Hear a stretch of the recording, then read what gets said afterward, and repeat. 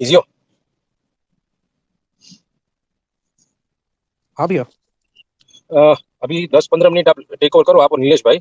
मैं बाहर हूँ, तो 10 से 15 मिनट होगा। ठीक है भैया। आप और नीलेश भाई दोनों टेक ओवर कर लो भाई। Okay okay. We will start at 9:35। अभी 5-7 मिनट रुको, क्राउड को आने दो। Okay okay. Got it.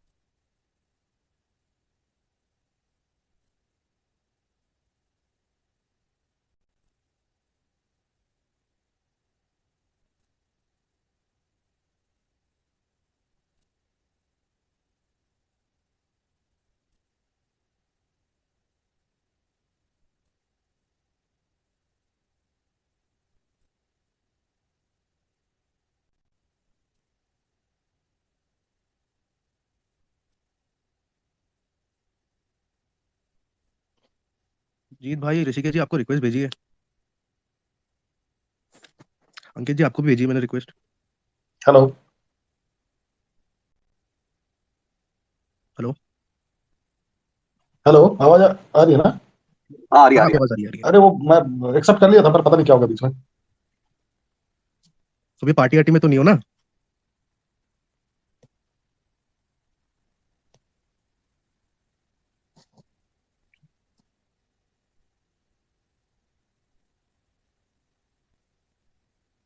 जी अंकुर जी बोलिए।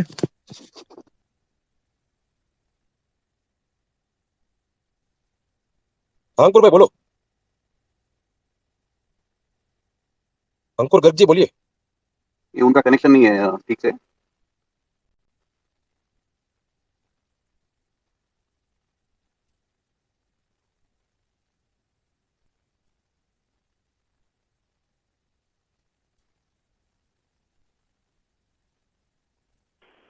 हेलो। हाँ, बोलो बोलो अंकुर भाई। सर सुन पा रहे हैं मुझे? अरे आवाज आपकी नहीं आ रही है अंकुर जी, आवाज नहीं आ रही है।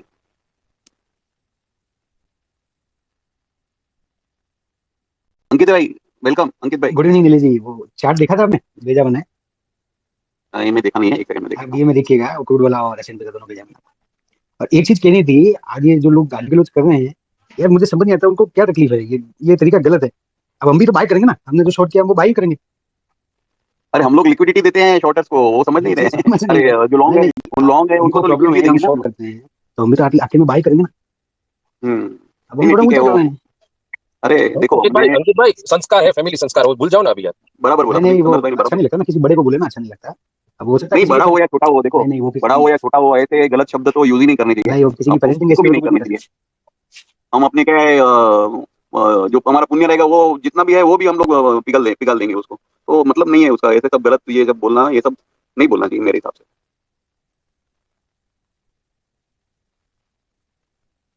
आप भलाई का काम करो, इंसान के लिए अच्छा काम करो, यही सब काम आने वाला है, बैलेंस शीट में यही आगे जाने वाला है। मैं भी इधर ही रह जाऊंगा, ऊपर चला जाऊंगा। काम तुम मेरा अच्छा रहेगा, वही काम आने वाला है मेरे को आगे। हम लोग को थोड़ी कुश्ती की लड़ाई लड़नी है यार, स्क्रीन पे खेलो ना जो भी खेलना है। अब इस चीज का बदला विक्स खुद ले रहा है उनसे। क्या बोल रहे हैं? इस चीज का बदला विक्स ले रहा है उनसे खुद। ठीक है, चल छोड़ो यार उसको।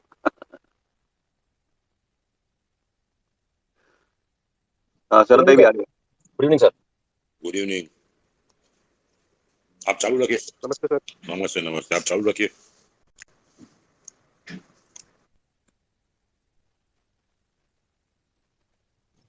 वो मैं स्टार्ट करूंगा वहां से। निफ्टी 500 ने आज इंपॉर्टेंट लेवल ब्रेक किया है 15,600 का। और ब्रेथ नहीं है मार्केट में, एडवांस डिक्लाइन नेगेटिव है। काफी नेगेटिव है, एक दो स्टॉक गिन चुनकर मार्केट को टिका रहे हैं। तो लगता है वो हम लोग क्या सपोर्ट सिस्टम पे ऑक्सीजन पे चल रहे हैं, ऐसा मार्केट है अभी। लेट्स सी मार्केट कितना टिका सकते हैं, क्योंकि ये कम ऑक्सीजन वाला मार्केट जो है वो ज्यादा टिकता नहीं है ऐसे। नया हाई नया हाई नया हाई करके माल चिपका रहे हैं, इतना समझ में आ रहा है मेरे को। आज एक स्टॉक खींचा, कल दूसरा खींचा, तो कल तीसरा खींचते हैं, और ऐसा ऐसा ऐसा करके आज मैं देख रहा था FNO के 1:2, यानी कुछ 50 स्टॉक एडवांस थे और बाकी के 130 डिक्लाइन थे। तो भी ऐसा तो मार्केट है ये, तो क्या करोगे इसमें? बेचना नहीं है तो लेना भी मत, शांति से बैठो, आराम करो। आप अगर आप बुल हो तो बहुत सारे काउंटर है आपको लेने के लिए, आप लो आराम से, धीरे धीरे धीरे इसको इकट्ठा करो, 2-3 साल तक करो। तो तेजी तेजी अगर करनी है तो म्यूचुअल फंड में करो, जिसको करना है वही सबसे। सबका ये मेंटालिटी नहीं होता है FNO और ये करने का, तो अगर नहीं कर सकते मत करो। लेकिन ये आप जो बैड लैंग्वेज जो भी कोई यूज करता है वो अपने संस्कार दिखाता है, तो ऐसे मत करो मेहरबानी करके। एक मेरा हम्बल रिक्वेस्ट है सबको, at least please don't do in your, because it will affect your mindset, it will affect your family and it will affect your subconscious mind also. तो ये मत करो। अब मेरे से भी अगर कोई गलती हो तो मेरे को भी बोल देना, टोक देना कि नीलेश भाई आपने गलत लिखा है, मेरे को बुरा नहीं लगेगा, अच्छा लगेगा। And I always see that I try to use at least decent language on social media. क्या है, अगर हम जो बोलते हैं वही हमारा असर जो है हमारे बच्चों पे आएगा, वो ऐसा नहीं करना है। बाकी चलता रहेगा ये ऊपर नीचे, मार्केट, राजनीति, ये सब चलते रहेगा। हाँ जीत भाई बोलो आप,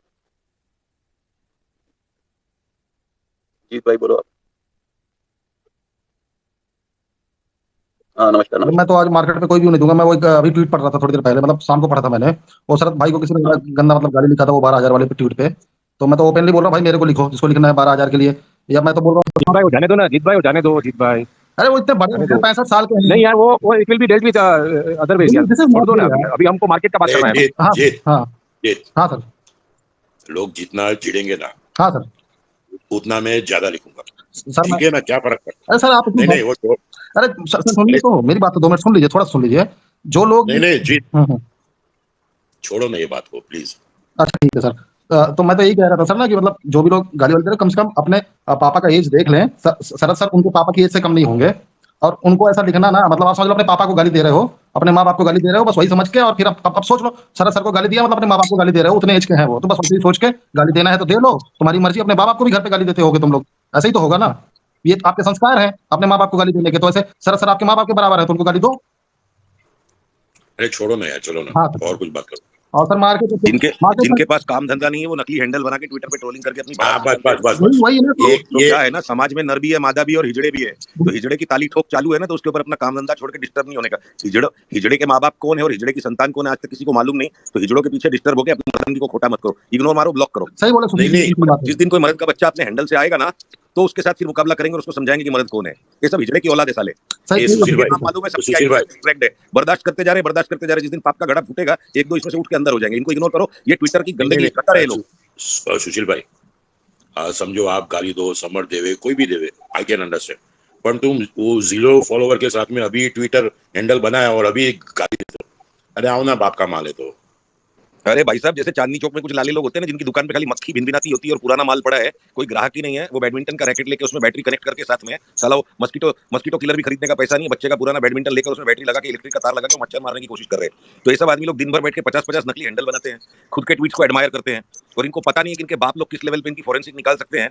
एक का मैं नाम नहीं लूंगा, आपको मालूम है शरद भाई, आपसे नंबर लिया तो उसको खाली प्यार से फोन किया कि बोल तेरे को दिल्ली के कौन से पुलिस स्टेशन में अंदर जाने का है। वो बचर मेरे कंधे पे हाथ रखना चालू किया। बोला ज्यादा बात नहीं, खाली इतना बोल, कौन से नहीं, मैंने नहीं किया, उसने नहीं किया। बोला सब तेरा ताऊ बताएगा तेरे को, और ऐसी चीज में अंदर डालूंगा ना 7 पीढ़ी खत्म हो जाएगी, क्योंकि उसने लिमिट पार कर दी थी इंडिग्निटी की। तो ये लोगों को पत्ता मत दो यार। अरे सुशील भाई, खोटी से खोटी भाषा में बोल रहा हूँ कि हिजड़ों की ताली की ठोक कर ऊपर न तो नर को न मादा को अपना टाइम नहीं वेस्ट करना चाहिए। ब्लॉक करो, काम खत्म करो। सुशील भाई एक बात बोलता हूँ, आपकी पहुंच 100 है तो मेरी पहुंच 10,000 या 1 लाख है। नहीं, मेरे पास उसका मेजरमेंट नहीं, वो आपके पास होगा। हाँ जो भी बोलता हूँ आप सुन लो ना। हाँ मैं बुरा तो नहीं बोल रहा हूँ कुछ आपको, कि मेरे पास भी ताकत है, चलिए आपके जितना है या आपसे कम है, मेरे पास भी है, but why waste. Yes you are right, block करो, कहानी खत्म करो। एक ने जब लिमिट ज्यादा ही क्रॉस कर दी और उसको मैंने हवा टाइट करी, फिर उसके बाद मैंने खुद को ही बोला कि साला हिजड़े की ताली है, ये हिजड़ा भी नहीं है। तो हिजड़े की ताली ठोक जो है ट्रोलर, ब्लॉक करो, काम खत्म करोगे। हिजड़ा गेट पे आके लहंगा ऊपर करेगा तो क्या करोगे? डोर व्यूअर में से उसको देखोगे, उसके खुलते लहंगे को, या दरवाजा बंद करके अपने काम में लग जाओगे? शरद भाई की मर्जी, वो 12,000 लिखे कि 1200 लिखे। तेरी लाइफ में 2 पैसा कमाने का मौका है, तू तेरे ग्राहक पे फोकस कर, तू तेरी ट्रेडिंग पर फोकस कर। तो ये तो क्या है ना, सुपर रिन की चमकार, मेरी धोती से उसकी धोती सफेद कैसे, तो मैं आके कीचड़ उछालेगा। तो इनको छोड़ो यार, इन लोगों के बारे में हम लोग इनकी चर्चा करने के लिए हम स्पेसेस पे थोड़े आए हैं। अरे यार पर मैं उनकी थोड़ी बातें तो मैं आपके बारे में नहीं कह रहा हूँ, वो जो दूसरे भाई साहब अभी बोल रहे थे ना, माँ और बाप, मैं समझ सकता हूँ, गुस्सा उठता है, पर इनका काम, इनका ऑब्जेक्टिव सिद्ध हो जाता है आपको गुस्सा दिलाते ही, तो छोड़ो। तो let us hear out what is Sharad's view on the market now, let him hear, Sushil let us hear sir, on Sushil that. Sir, वो क्रूड का नैरेटिव बताइए आप मार्केट में। एक मिनट हाँ मैं जी। थोड़ा सा बोलूं। सुशील सर, शरद सर, आप लोग को बुरा अरे लगता है बुरा, हिजड़ा मुंह के सामने आके जोर जोर से ताली बजाता है तो बुरा लगता है, पर अपनी गाड़ी का कांच ऊपर करने का, ट्रैफिक सिग्नल खुल गया, निकल जाने का। हिजड़े की ताल ठोकने से बुरा लगता है तो अपन भी क्या अपनी हैंड ब्रेक खींच के नीचे उतर के उसके साथ मुजरा करें क्या उधर? आज छोड़ो इस जो बातों को, छोड़ो इस बातों को, लेट अस हियर आज the market Sushil from the heavy rates. Sharad, what's your call on the market now? No no I won't speak now, अभी वो कुछ मैं कर रहा हूँ। आज का जो बिहेवियर था वो इंडेक्स को छोड़ दो, बाकी तो ऐसा लग रहा था कि नीचे में सर्किट लगेगा सब में, ये ऐसा माहौल था। There is no demand. Over to you Sushil. मैं स्पेसिफिक ट्रिगर्स की अगर बात करूं तो देखो, निफ्टी ने जो 16700 से जो नया एक इंटरिम बॉटम, हायर बॉटम बना के जो अभी ये फाइनल हाई आया है, वो वाली ट्रेंड लाइन को आज निफ्टी ने क्लोजिंग में तोड़ दिया, ठीक है। और भी बहुत सारे इंडिकेटर्स है जिसपे हमारा एक शॉर्ट इनिशिएशन आज हो गया, मुंडन संस्कार हो गया, नामकरण करेंगे कि बड़ा मंदी शुरू हो गया 18,000 के नीचे जाने पर। और उसका मतलब ये नहीं है वो आ जाएंगे हिजड़े के बच्चे लोग ताली ठोकने, 18,000 के नीचे गया फिर भी देखो 18,700 आ गया। तो भाई तुम्हारे समाज में चलता है कि तुम्हारे यहाँ बच्चा पैदा हो ही नहीं सकता है, हमारे यहाँ तो रोज होता है। लगाना पड़ेगा स्टॉप लॉस हर लेवल पर। ट्रेडिंग करने को आए हो, वो शर्तिया इलाज कराने के लिए फिर सुलभ शौचालय के बाहर चांदनी चौक में जाके खड़े हो जाओ, वहाँ इश्तेहार मिलेगा, तो उनको छोड़ो। अभी भी पॉसिबिलिटी 18,000 तोड़ने के बाद भी 18,700 आ सकती है, वो पॉसिबिलिटी को कभी रूल आउट नहीं करा सकते। पर दूसरी चीज, डॉलर इंडेक्स आज रात को 106.14 के ऊपर बंद आ जाएगा, तो मैं कल से 100 शेयर लेने वाला नहीं हूँ, चाहे कोई चार्ट में बाई भी है, क्योंकि मेरे को लगता है कि ये जो नीचे से ऊपर की रैली गई है और वो बंद आने वाला है 106.14 के नीचे। दूसरा है यील्ड्स पे, यूएस यील्ड्स पे नजर रखो। वो जैसे सांड अपने सिंग घुसा देता है ना पिछवाड़े में, कपाक से कैसे ये यील्ड ऊपर घुस जाएगी सबके अंदर को पता भी नहीं चलेगा हुआ क्या। ये लव रोमांस में और स्टॉक मार्केट में रीबाउंड जो होती है ना लाइफ में, एक महबूबा छोड़ के चले गई, टाइम पास के लिए दूसरी मिली, आपने उसी के अंदर सच्चा प्यार खोजना शुरू कर दिया और सुकून आ गया, गई तो वो गई, कोई वांदा नहीं, वापस से मेरे तेजी हाथ लग गई, वो बर्बाद होने का काम है। इतिहास गवाह है, रोमांस में, वॉरफेयर में, स्टॉक मार्केट में ये जो रीबाउंड आता है ना, temporary respite, in the nature of this rally. 5 दिन से इंडेक्स का जितना भी मैनेजमेंट हुआ, अभी उसकी भी टांग टूटने लग गई है, दम टूटने लग गया है। एक ही दिन में जो बड़ा गैप अप आके एक खड़ा डंडा खड़ा हो गया, उसके बाद 5 दिन से जलेबी इधर घूम रही है, इमरती घूम रही है, कढ़ाई के बाहर ही नहीं आ पा रही है। इंडिविजुअल स्टॉक्स के साथ वो गेम हो गया। अभी इंडेक्स को भी जितना भी मैनेज करना है, 50 स्टॉक में से आप 8 स्टॉक के कोरिलेशन को ऊपर नीचे मैनेज करके इंडेक्स को 300 पॉइंट प्लस माइनस 1 मिनट में कर दो without much changing in the market. तो ये प्राइस मार्कअप का फेज है। ये जो सब अभी नवीन बालक पैदा हुए ना, नवीन चार्ट खोल के देखना शुरू किया ट्रेडिंग व्यू पे, तो उनसे एक प्रार्थना है, जिस जमाने में माइक्रोसॉफ्ट एक्सेल का भी इन्वेंशन नहीं हुआ था, लोटस 1 2 3 में 2 फ्लॉपी डालनी पड़ती थी, 5.5 इंच वाली, एक फ्लॉपी में लोटस 1 2 3, दूसरी के अंदर हमको हाथ से डेटा भरना पड़ता था। वहां से जिसने चार्ट बनाई है, और उसके पहले भी ऐसे ताऊ लोगों से ट्रेनिंग मिली जो पेंसिल से 40 साल तक चार्ट बनाते थे दलाल स्ट्रीट में। तो ये ओवरबॉट और ओवरसोल्ड RSI 30 और 70, मतलब ये उसी तरह की मोहब्बत है कि लड़की ने घूम के देखा, इसका मतलब वो पट चुकी है। ये भी हो सकता है उसने घूम के इसलिए देखा कि तेरे पीछे उसका बाप आ रहा है। तो ये ओवरबॉट ओवरसोल्ड के अलावा एक प्राइस मार्कअप और प्राइस मार्कडाउन भी होता है। ये गैप अप में भाई किसी को रोड पे पटक के तुम मार रहे हो, जो 2 टांग पे नहीं खड़ा हो पा रहा है, उसने पूरा वजन छोड़ दिया है, तो उसको वहीं पे कूट के और क्या मिलेगा? If trading is a zero sum game. किसी को स्ट्रीट फाइट में जब इतना पेल दिया है, उसने अपना दम छोड़ दिया, जमीन पे लुढ़कने को रेडी है, उसको मारना बहुत डिफिकल्ट है। तो उसको कैसे भी ना थोड़ा सा मारकुटाई बंद करके सवाल जवाब करके उसको 2 टांग पे खड़ा होने का टाइम देते हैं। फिर जब वो खड़ा होता है फिर उसकी धुलाई होती है। That's what bear market rallies are, and this bear market rally is a much more dangerous one, price markup, and it has all the romanticism of a romantic rebound. अभी जरा सा कोई मंदी बोल दो, यहाँ पे ऐसी गाली गलौज पे उतर जाते हैं ये लोग भी। These are in psychology there is a term called useful idiots. ये ट्रोल्स को हमें गाली नहीं देना, ये हमारी रोजी रोटी का कारण ये लोग भी है। इनकी जब वो हिजड़े की आग जैसे बोलते हैं ना, कभी नहीं बुझती है। जंगल की आग कभी नहीं बुझती है, वैसे हिजड़े की आग है वो कभी नहीं बुझती है। तो ये लोग जीवन भर ही ट्रोल करेंगे, पर जब इनकी ट्रोलिंग की इंटेंसिटी बहुत एक्सट्रीम हो जाती है, समझ लो मार्केट रिवर्सल आ रहा है। 15,800 में, 15,500 में अगर आपने तेजी का व्यू लेना शुरू किया और उसकी ट्विटर पे ग्लिम्स दी, तो जितनी गालियां पड़ी, अपन इंतजार कर रहे थे कि वो मंदी के व्यू के ऊपर उतनी गालियां जिस दिन पड़ेगी उस दिन साला ट्रेंड लाइन टूट जाएगी, वो टूट गई। तो these are also important technical indicators. S&P की जो रैली आई, इतना ज्यादा घटा हुआ S&P, इसने एक भड़ाके में ऊपर सबका शॉर्ट साफ करा दिया। और जो बाजार में से शॉर्ट साफ हो जाता है, उसके बाद वो बाजार और जोर से जाता है। जिस बाजार में सफिशिएंट शॉर्ट्स रहते हैं ना, time to time profit taking shock absorber create करता है। वो डॉलर इंडेक्स घट गया, डॉलर इंडेक्स की ट्रेंड लाइन टूट गई, डॉलर इंडेक्स गया यहाँ से। मेरे भाई न CA कर पाया, ना ICWA कर पाया, किसी तरह BCom कर ली धक्का खा के, और अपूर्वा जीरोक्स सेंटर से 150 रुपए में एक जीरोक्स करा के तूने टेक्निकल की चार्ट की किताब खरीद ली और आगे ट्विटर पे ट्रोल करने के लिए। ये ट्रेंड लाइनों के टूटने से अगर सारी एनालिसिस हो जाती कि डॉलर इंडेक्स की ट्रेंड लाइन टूट गई, जाकर उसके कंस्टिट्यूएंट 6 और करेंसीज को देखो ना, कहाँ क्या हो रहा है। डॉलर इंडेक्स का मेजर कोलैप्स आया JPY और स्विस फ्रैंक के कारण। JPY में रिकॉर्ड इंटरवेंशन किया बैंक ऑफ जापान ने, और स्विस फ्रैंक इतना ज्यादा वॉलेटाइल हो गया लास्ट 4 महीने में। ये सब ऑप्टिक्स है, ये सब ऑप्टिक्स है। जो भी इलेक्शन का मैनेजमेंट था नहीं था, वो सब रैशनल बाद में मालूम पड़ेगा। अगर टूट रहा है, गर्लफ्रेंड दूसरे को देखना शुरू कर चुकी, उतना ही देखो, बाकी की जिंदगी पड़ी एनालिसिस करने की कि मेरे अंदर क्या कमी थी, वो किसी और की हो गई, घूम गया ये बाजार। So this was clearly a rally in S&P and it was a complete short squeeze rally, whether it was curated, coordinated, manipulated, वो अलग अलग लेबल लगाते रहेंगे हम क्रिसमस की छुट्टी में। So I am totally clear और मैं Sharad can afford to take a 1 year view. My mandate is not to be able to take a 1 year view, तो मैं टाइम टू टाइम पलट जाता हूँ। मैं 16,000 में पलट जाऊंगा, हो सकता है मेरे को नीचे लगे कि 18,000 भी नहीं टूट रहा, फिर मैं 2 दिन के लिए पलट जाऊंगा। बट आज की तारीख में अपना शॉर्ट इनिशिएशन हो गया, अपना उपनयन संस्कार आज हो चुका है, बच्चे का नामकरण करेंगे 18,000 के नीचे और 17,400 गया तो ऐलान कर देंगे कि अपने घर में गब्बर सिंह पैदा हुआ है। शॉर्ट एंड स्वीट नटशेल में गया बाजार। जिसको जितना जोर लगाना है, जितनी ट्रोलिंग करनी है, करो। थैंक यू सुशील भाई। हाँ शरद सर, आप बोलेंगे सर। अंकित भाई। सर सुशील सर से क्वेश्चन था। हाँ जी। सुशील जी से हाँ जी। सर, वो क्रूड का नैरेटिव बता रहे थे आप, क्रूड का क्या? मार्केट क्रूड का नैरेटिव बता रहे थे मार्केट को लेकर। क्रूड का नैरेटिव मार्केट को लेकर मैं आपका प्रश्न समझा नहीं, बहुत गूढ़ है, इसको थोड़ा सरल भाषा में बताइए। मैं सर सरल भाषा में ये पूछा था, अब काफी एनालिस्ट मतलब उसको तेजी से जोड़ते हैं कि भाई क्रूड गिरा नहीं है। नहीं, समझाता हूँ अंकित भाई, एक मिनट। सुशील भाई ये वो समझा रहे हैं कि जो सीएनबीसी और एनालिस्ट जो आ रहे हैं वो बोल रहे हैं कि क्रूड अगर डाउन जाएगा तो अपना डेफिसिट कम होगा, तो ओवरऑल मार्केट में तेजी आएगी। बराबर है अंकित भाई? हाँ, मतलब उसका इसका लॉजिक उतना ही सिंपल है कि कोई अनाड़ी बाप ये सोचे कि लड़की लव अफेयर कर लेगी तो अपने को दहेज का खर्चा नहीं करना पड़ेगा। लॉजिक ऐसी चीज है ना भाई, लॉजिक ऐसी चीज है कि आप जो अज्यूम कर लो उसके ऊपर आप कुछ भी लॉजिक बना लो।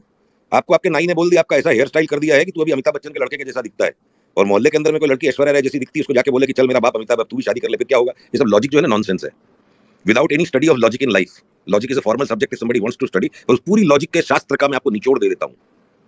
हर लॉजिक की शुरुआत किसी एक assumption से होती है, और अगर आपका assumption प्रिंसिपल्स पर आधारित नहीं है, यथार्थ पर आधारित नहीं है, तो आप लॉजिक को यूज करके कुछ भी प्रूव कर सकते हो। If you allow division by zero, अभी आप ट्विटर पे मेरे को कंटेस्ट पोस्ट करो कि if division by zero is allowed, I can prove any number is equal to any number. कोई नंबर को किसी नंबर में प्रूव करने के लिए 1 घंटे तक जोड़ घटाव बैक कैलकुलेशन बिठाना पड़ेगा, कॉम्प्लेक्स अलजेब्रा लगाना पड़ेगा। ये सब नॉनसेंस है, ये सब नॉनसेंस है। अरे भाई, जब $0 हो गया था क्रूड का भाव, क्यों हो गया था? ब्याज कब बढ़ता है, जमीन का भाव कब बढ़ता है, सैलरी कब बढ़ती है? जब धंधा उसको अफोर्ड कर सकता है। कमासू तो देसू, कमासू तो देसू, ये बहुत पुरानी कहावत है। कमाई के अंदर समाई है। हाँ? अगर कोई गुंडा टैक्स लेने को आएगा तो फिर वो गुंडा है। जमीन में से कितना तेल निकालना, कितना बेचना है, इतना बड़ा ओपेक का cartel, OPEC plus Russia plus. तो भाई ऐसा है, मुंगेरी लाल के हसीन सपने। पढ़ाई लिखाई कर ली, एक स्टैटिस्टिक्स के प्रोफेसर जी थे 500 साल पहले, ससुराल जा रहे थे और रास्ते में छोटी नदी पड़ी। नदी क्या, नदी के जैसा नाला। उन्होंने जाके जोड़ लिया, मैक्सिमम डेप्थ जो है 4.5 फुट है। तो तीनों बेटों की हाइट नाप ली। बड़ा बेटा 5 फुट का, दूसरा बेटा जो है ना 4 फुट 8 इंच का, और तीसरा बेटा 4 फुट 4 इंच का। पंडित जी ने जोड़ लिया कि एवरेज हाइट 4 फुट 6 इंच है, और नदी की मैक्सिमम जो डेप्थ है वो 4 फुट 6 इंच ही है। तो प्रोबेबिलिटी डूबने की बहुत कमती है, हम सारे पार हो जाएंगे। रास्ता पार, नदी का नाला पार करके लास्ट में एक बेटा कमती निकला। तो भाई वो 4 फुट 4 इंच का ही था ना, काम साफ हो गया उसका। तो ये जो पोंगा पंडित और पंडित में भी 2 तरह के पंडित, एक खाली पंडित जिसको पांडे बोलते हैं और दूसरा करू पांडे। तो करू पांडे लोगों के लिए सब पांडे लोग कोई काम के नहीं है। कुछ भी अपनी थ्योरी इन्वेंट कर दिया, कुछ भी बोलना है, धक्के खाएंगे, रात को पसीना माथे पे से पोछेंगे कि मेरे बाल बच्चों को मेरी हरकतों से सुरक्षित रखना है। भाई मेरे को सौदा लिमिट का करना है, सोच समझ के करना है, वास्तव में बाजार कैसा चलता है वो समझना है। उसके बिना वो यही सब बकवास करेंगे। बट सिंपल लॉजिक क्या है? If economies can afford to spend more on energy, they will spend, and if economies can not afford to spend more on energy, they will not spend. And oligopolistic market oil producers का, basic economics की theory को लोगों ने पढ़ा नहीं है, वो जोड़ घटाव कर लिया, ट्रायल बैलेंस बना लिया पूरी इकोनॉमी का। अरे भाई ओलिगोपोलिस्टिक मार्केट है, जहां तक माल उनको प्रॉफिट मैक्सिमाइज नहीं करना है, उनको रेवेन्यू मैक्सिमाइज करनी है। जितना माल जिस भाव में मैक्सिमम बिक के जितना ज्यादा डॉलर आ सकता है लेना, उनको भी पता है कि अगले 1000 साल तक oil will not be the most important source of energy. साल में कितना डॉलर का इन्फ्लो सऊदी अरेबिया को, रशिया को मैक्सिमाइज हो सकता है, वो प्राइस सेटिंग करने की प्रोसेस कार्टेल होती है। तो बेसिक्स को कोई नहीं समझेगा, मनगढ़ंत बातों को करेंगे। अच्छी सुंदर टाई लगा लो या बढ़िया लिपस्टिक पहन लो, उससे क्या समझदार हो जाएगा आदमी? सियानी बातों में और समझदारी में बड़ा फर्क है। तो जिसने धंधा किया है, जिसको रात को 3 बजे पसीना आया कि भाई ये मैं क्या कर रहा हूँ, मेरी हरकतों से, मेरे वायदे से, मेरे सट्टे से, मेरे रिस्क से मेरे को मेरे परिवार को सुरक्षित रखना जरूरी है, जब तक वो ठंडा पसीना रात को नहीं आएगा, जब तक वलन की चिंता नहीं होगी कि भाई सौदा काटो नहीं तो वलन कैसे करेंगे, तब तक समझदारी नहीं आएगी। सियानी बातें तो कोई भी कर सकता है, उसमें क्या नहीं जानी रखी है। क्रूड का भाव 2 चीजों के कारण स्टॉक मार्केट के साथ कोरिलेटेड है। वर्ल्ड वाइड आज डॉलर की जो दादागिरी है, everything's value is measured in dollar. Dollar के कारण स्ट्रॉन्ग कोरिलेशन है क्रूड में और इक्विटीज में। और दूसरी चीज जो इनविजिबल कोरिलेशन, रिस्क टेकिंग का जो टेम्परामेंट होता है, तो crude is the most speculative asset in the world today. Stock market बाद में चलता है, क्रूड पहले ऊपर आ जाता है, क्योंकि सटोरियों को पहले से एंटीसिपेशन होती है कि इकोनॉमीज और हीट करेगी। और कोई रेयर केस में जहां वॉर जैसी स्थिति हो गई, जहां स्कैर्सिटी क्रिएट हो गई, टेम्पररी वो कोरिलेशन उल्टा हो गया। जब Russia war was a significant thing for the world, एक झटके में लॉजिस्टिक्स फेलियर हो गया, तो बीच बीच में जो क्रूड का सट्टा बुरी तरह फंस जाता है, क्यों कोरिलेशन देखो, जो क्रूड का सट्टा बुरी तरह फंस जाता है, सटोडिया बुरी तरह फंस जाते हैं वर्ल्ड वाइड, अचानक गल्फ में एक रॉकेट चल जाती है, अचानक से ईरान के पोर्ट पे एक रॉकेट चल जाती है, एक झटके में $7 $8 बढ़ता है और वहीं पर सट्टा सलट जाता है, जो सौदा फंसा है, और अगले दिन से वापस भाव नीचे। तो बार बार ये होता है, पर कुछ लोगों के पास पता क्या है, दिमाग जरूरत से ज्यादा घूमता है और जबान जरूरत से ज्यादा चलती है, आंख का नाक खोल के नहीं रखते हैं। तो जिनके आंख का नाक बंद और खाली जबान चलती है उनकी बात सुनना है तो चाहे सीएनबीसी पे बोले, चाहे चाय वाले की दुकान पे बोले, धंधे का दस्तूर वही है, कमा सुतु देसु, जितना बड़ा बदला उतनी बड़ी तेजी। धंधा मजबूत है तो आप बढ़ा के सैलरी दे सकते हो, धंधा मजबूत है तो आप बढ़ा के भाड़ा दे सकते हो। Cost of energy is cost of doing business most of the time. Rare cases of exceptional like Russia war हो गया या गल्फ में 24 घंटे के लिए रॉकेट चल गई, वो एक्सेप्शन है। सो जिसको जो बोलना है बोलने दो, आपको जो सूट करे आप वो करो। अंकित भाई वही क्वेश्चन था ना जो मैंने पूछा। जी जी, thank you sir, Sushil ji. हाँ चंद्रेश भाई, चंद्रेश भाई अनम्यूट कीजिए और बोलिए। हाँ समझ भाई। हेलो। हाँ हाँ, यू आर ऑडिबल भाई, बोलो। Okay okay. नहीं ये समझ भाई, आज का टॉपिक क्या है? ऊपर लिखा है देखो, market talks, stocks no records only views. Okay. Yes, तो अभी 15 दिन से अभी वॉल्यूम भी नहीं है मार्केट में, मार्केट एकदम ठीक बन गया है। मैं 3-4 दिन से मैं जनरली क्या है कि ऑर्डर फ्लो मार्केट प्रोफाइल ज्यादा मैं देखता हूँ, तो उसमें भी अभी पार्टिसिपेशन नहीं है, ब्रॉडर मार्केट पूरा वीक है। ये कुछ 5-6 स्टॉक्स है जो हेवी वेट, वो मतलब इंडेक्स ग्रीन है, पर मिड कैप स्मॉल कैप का गैप भी वाइडन हो गया है। ब्लू चिप स्टॉक्स कुछ 5-6 चलते हैं, पर बस अभी मेरे को लगता है 18,400 मेजर रेजिस्टेंस हो जाएगा नवंबर सीरीज में। आप बताओ समर्थ भाई। बस वही है सेम चंद्रेश भाई। तो और आप कोई स्टॉक को तो बताओ, कोई व्यू है आपका कोई स्टॉक के ऊपर? व्यू ही बात कर रहा हूँ, no targets, downward Okay. Upward. कोई सेक्टर है उसके बारे में बात कर सकते हो। यस, मेरे को मतलब क्या ये एफएमसीजी सेक्टर डीप में अच्छा लगता है थोड़ा, मतलब जो फूड रिलेटेड स्टॉक्स है, मतलब जो फार्मिंग रिलेटेड है, एग्रीकल्चर रिलेटेड, फिर ये हॉस्पिटैलिटी सेक्टर हो गया, कैपिटल गुड्स भी अच्छा है। बाकी बस सब, बाकी वो तो बैंक्स का तो क्या है, 5 साल घूम के उधर ही तो रहना है, उसमें तो मतलब ऐसा कुछ पैसा नहीं बनेगा। तो ये समझ भाई, मैं कभी निफ्टी बैंक निफ्टी के स्टॉक्स में मतलब इन्वेस्ट नहीं करता हूँ, मतलब छोटा छोटा कंपनी जैसे आप करते हो बस वैसे ही सिलेक्ट करता हूँ। कभी आपसे भी पूछता हूँ, एचसीजी मैंने फिर बाद में अच्छा मतलब रन किया, वो भी तो चल रहा है धीरे धीरे। हाँ सुशील भाई, एक एक इंडिकेटर सबके साथ शेयर करना चाहता हूँ, वो बहुत कॉमन सेंस ड्रिवन भी है। ओपिनियंस तो बहुत लोगों के, हम लोगों के पास है, पर कुछ कई साल का परिश्रम करके कुछ अपनी नई चीजें भी इकट्ठा की हुई है। कभी कभी जो लाइक माइंडेड लोग हैं उनके साथ शेयर करते हैं तो आपको बड़ा काम आएगा, पर उसको इंटरप्रेट करने का तरीका बड़ा सब्जेक्टिव है, तो उसको सावधानी से यूज करना। नया उस तरह है, अपनी गर्दन पे मत फिरा लेना। देखिए, कोई भी आप मिड कैप या स्मॉल कैप इंडेक्स ले लो, ट्रेडिंग व्यू यूज करते हैं मैक्सिमम लोग, या कोई भी चार्ट के सॉफ्टवेयर में कर लो, और चार्टिस्ट होने की भी जरूरत नहीं है। कॉमन सेंस की चीज है, कॉमन सेंस बिल्कुल चलता है। Common sense is the supreme sense, उसके ऊपर कुछ नहीं। कोई भी मिड कैप इंडेक्स को आप ले लो, उसको आप लार्ज कैप इंडेक्स से डिवाइड कर दो, तो अगर बाजार के अंदर में फ्रॉथ आ रहा है, करेज आ रहा है, पॉजिटिव इमोशन आ रहा है, इन्वेस्टमेंट का टेम्परामेंट बाजार में बढ़ते जा रहा है, 4 चीज में कमाया है तो और 2 नई चीज में दांव लगा लेता है आदमी, और 2 चीज में नुकसान लगते जा रहा है तो 4 चीज को रिजेक्ट करता है। वो ह्यूमन बिहेवियर है। तो अगर mid cap index divided by large cap index, और मेरे को लगता है एनएससी की इंडिसेस जो मिड कैप और स्मॉल कैप है ना, वो उतनी क्वालिटी कंस्ट्रक्शन नहीं है जितना बीएससी की मिड कैप और स्मॉल कैप है, पर भले ही सेंसेक्स का कंस्ट्रक्शन निफ्टी से इंफीरियर है, वो सब एकेडमिक बातें हैं। तो ब्रॉडली चूंकि मिड कैप इंडेक्स को या स्मॉल कैप को हम बड़ा इंडिकेटर बना रहे हैं, तो आई प्रेफर बीएससी इंडिसेस, क्योंकि उनका construction definitely much more robust है, और वो उतनी रेगुलरली जब मर्जी आई चेंज भी नहीं होती है जितना एनएससी की इंडिसेस चेंज होती है। अभी आशीष चौहान इधर आ गए, उसके पहले जब उधर थे तो 10 साल वो सराहना करते थे कि तू बीएससी की इंडिसेस की बड़ी तारीफ करता है, सेमिनार कॉन्फ्रेंस और प्रवचन भी उस पर हो चुके हैं। But if Ashish is now gone here, I will not change my loyalty. जिस दिन वो एनएससी की इंडिसेस बेटर हो जाएगी उस दिन उसको बोलेंगे। तो आप बीएससी की कोई भी मिड कैप इंडेक्स को लेकर सेंसेक्स से डिवाइड करो, और वो जो ग्राफ प्लॉट होगा ना, वो डेड मैन हार्टबीट की तरह लास्ट 1 साल से घूम रहा है, और शॉर्ट टर्म में अगर आप उसको आके देखोगे कि लास्ट 1 महीने में वो रेंज के लो पे ऑलरेडी आ चुका है। I have named this index for my own private use internally. I've even saved it on my various charting softwares as Flight to Adventure Index. Mid cap divided by large cap. अगर ऊपर बढ़ रहा है तो market adventurous हो रहा है, market की छाण बढ़ रही है, और अगर ये नीचे आ रहा है तो मार्केट की छाण पती जाए। ठीक है, मार्केट की मर्दानगी कम हो रही है, the mojo is going down, the sex appeal is going down, sentiment is going down. ये ब्रेड्स इंडिकेटर्स को आज इतना गेनर है, इतना लूजर है, वो सारी पब्लिक यूज कर रही है। तो जो चीज सब लोग यूज कर रहे हैं, stock market is a psychological place. ये जो यहाँ है सॉफ्ट साइंस है, सोशल साइंस है, टेक्निकल एनालिसिस। अनफॉर्चुनेटली वापस वही टाई वाले पढ़े लिखे इम्प्रैक्टिकल क्वांट जो आ गए, और 90% उसमें से फ्रॉड है। Not even good to become a clerk in somebody's office. टूक टाक के मटेरियल क्वांट पेल रहे, क्योंकि पब्लिक क्वांट को कुछ जानती नहीं है, तो उसको बाबा समझ लेती है। तो मोटी कॉमन सेंस की बात, BSC mid cap index divided by Sensex already पाताल में आके बैठ गई है लास्ट 1 साल की रेंज में। तो मार्केट का जो एडवेंचर है ना, वो पटी गयो है। The market has lost its erection, और निफ्टी सेंसेक्स ने आज इजैकुलेशन करने का शुरुआत कर दिया है। तो स्मॉल कैप मिड कैप उतना ही गिरेंगे अभी जितना लार्ज कैप गिरेगी, और ये रेशियो इधर ही रह जाएगी। Small cap mid cap already गिर चुके हैं, अब ऊपर से लार्ज कैप गिरेंगे 15%, स्मॉल कैप और वो भी 15% गिर जाएंगे। और पब्लिक क्या करेगी, सबके पास में जो घर में माल है वो निफ्टी देख देख करके स्मॉल कैप बेचेंगे जिनमें लॉन्ग टर्म बॉटम भी बन रहा है। That is what the standard market manipulation is. जो स्टॉक नेक्स्ट तेजी की चाल में 50%, 70%, 80% बढ़ सकता है, उसको पहले घटा के नीचे रख लिया। और ये जो चर्चगेट स्टेशन के बाहर है ना, रस्ते का माल सस्ते में, इनका काम है India story, growth, India is insulated, ये सब स्लोगन बने हुए हैं, क्योंकि इनके 100 रुपया दांव पे नहीं लगा हुआ है। तो इनको भाषण ही देते रहना है और एक ही भाषण गाते रहो। अरे लॉन्ग रन में इन्फ्लेशन और पॉपुलेशन ग्रोथ है और री इन्वेस्टमेंट ऑफ प्रॉफिट्स करती है कंपनियां, इसके कारण प्रॉफिट बढ़ते ही जाता है ओवर टाइम। तो लॉन्ग रन की स्टोरी को बार बार गाने की क्या जरूरत है? तो सबको पता है, इंडेक्स फंड में पैसा डाल के छोड़ दो, कोई स्टॉक सिलेक्शन की जरूरत नहीं है। तो वो सब साइको बैबल जो क्रिएट होता है मीडिया से और सो कॉल्ड सेक्सी जो ट्विटर्स हैं, उनकी जो फॉलोअरशिप है, उनका गाना 12 महीना एक ही है। तो mid cap divided by large cap, please plot it and use it carefully. Day to day calculation इसके ऊपर करोगे तो बुरी तरह रॉन्ग हो जाओगे कि बहुत नॉइज है इसमें। पर बड़े लार्ज रिवर्सल पॉइंट्स पे अगर आप देखोगे कि ऑलरेडी ये इंडेक्स काफी टाइम से नीचे जाके रेंज के एकदम बॉटम पे आ गया है।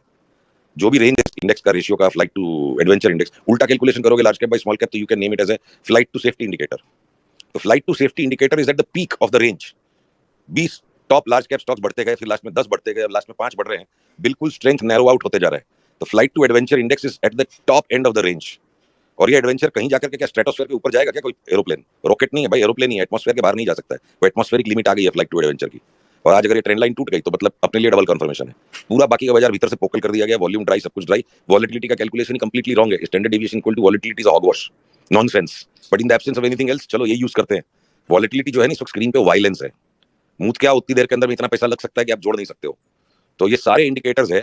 और final indicator, please bear with me because I love to speak sometimes in colourful ways that creates impact, अपने कोई भाई बहनों का नुकसान बच जाए लंबी स्टोरी में फंसने की बजाय। वो 1970s की मूवी में जो जग्गू था ना, जग्गू दादा, जीवन जो जग्गू दादा का रोल करता था, लंबे लंबे दांत वाला, गले में रुमाल बांध के लंबा रामपुरी चाकू लेके आएगा, या बटुआ मुझे दे दें, और हीरोइन डर के मारे उसको बटुआ दे देगी। और जग्गू भी इधर उधर ही देख रहा है कि पुलिस नहीं आ जाए। उसको कभी भी मर्डर करने का रूल मिला ही नहीं, उसको खाली चमका के बटुआ लेने का है। और पुलिस आवे उसके पहले उसको भागना है। तो यही करती है इंडेक्स। 1970s की वो जग्गू दादा है, वो सीरियल किलर नहीं है, किसी का भी मर्डर नहीं करेगी है। तो बस हिसाब के जो साइज का सौदा करेगा, स्टॉप लॉस काट सकेगा, वही ट्रेड कर सकेगा, बाकी लोग भाषण देते रहेंगे। पर जग्गू दादा ने आज तक किसी के पेट में चाकू नहीं उतारा कोई बॉलीवुड की मूवी में। तो ये जो डर पैदा किया जाता है ना, 15,000 पैसा भाषण की, बस खत्म, दुनिया खत्म, वर्ल्ड इज ओवर। और 18,000 पे कोई बोल दे बेच दो, तो उसको जात बाहर करने के लिए समाज एकत्रित हो जाता है। इसको समाज से बाहर निकालो, ostracise. So this behaviour also of people is a powerful indicator. तो ये जो आज मंदी सोचने वालों को समाज से बाहर निकालने की बात हो रही है कि इनका मुंडन कर दो, गधे पे बिठा दो, तो बस अच्छी बात है, तुम वही करो। हमारा तो गधा चल पड़ा है, उसके साथ बैठ के चलना शुरू। Yes Saurabh ji. Yeah good evening everyone. Thank you Sushil ji, एकदम मतलब बहुत ही बढ़िया इनसाइट्स है। सो मेरा क्वेश्चन था regarding inflation of India specifically. देखो यूएस का तो इन्फ्लेशन डेटा आता है, हम उस पर रिएक्ट करते हैं हर टाइम। इंडिया का इन्फ्लेशन डेटा इतना सीरियसली लिया नहीं जाता है। So do you think RBI contain कर पाएगी इंडिया का इन्फ्लेशन? जो इंटरेस्ट रेट हमारे यहाँ पे चल रहा है, are we doing enough to protect the inflation, और any point of time it can go out of our range? Who is this question Sushil for? भाई, Who is this question for? आपके लिए, आपके लिए। See, I run the risk of irritating Sharad. I end up speaking long. So let me compose my words and try to speak in as few words as possible. And Sharad is valid in when he gets irritated that why such a long answer or why such long conversation. It's a valid point. I have that bad habit, and until I acknowledge it, वो habit change नहीं होगी. So inflation क्यों घटाना है आपको? उन्नति से आपको दुश्मनी है। 100 बार ये बात हो चुकी है, फिर वापस आज एक बार। सपोज करो एक सिंपल मॉडल में 2 लोग 100 रुपया कमाते हैं। एक आदमी 80 रुपया खर्चा करके 20 रुपया सेविंग्स करता है, और दूसरा आदमी क्रेडिट कार्ड या बैंक का लोन लेके 120 रुपया खर्चा कर देता है। 10% का इन्फ्लेशन आ गया, nothing else changed in the economy since it's a simple model. तो अब 110 रुपया दोनों जन कमाने लगे। 80 रुपया जिसका खर्चा था वो 88 खर्चा कर रहा है और 22 रुपये की सेविंग्स कर रहा है।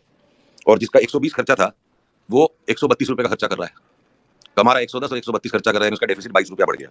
तो inflation is always redistributing income and therefore wealth from those who have a deficit in life to those who have a surplus in life.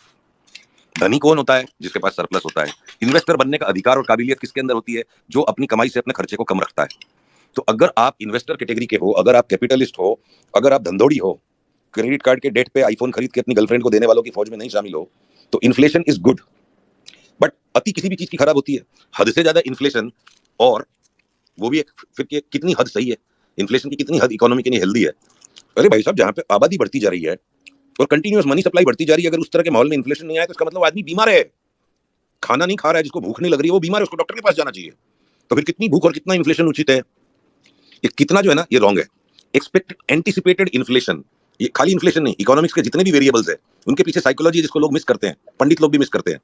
Anticipated change creates opportunities for people to adjust according to the anticipations, and in unanticipated change, unexpectedly inflation घट जाएगा तो ज्यादा damage होगी।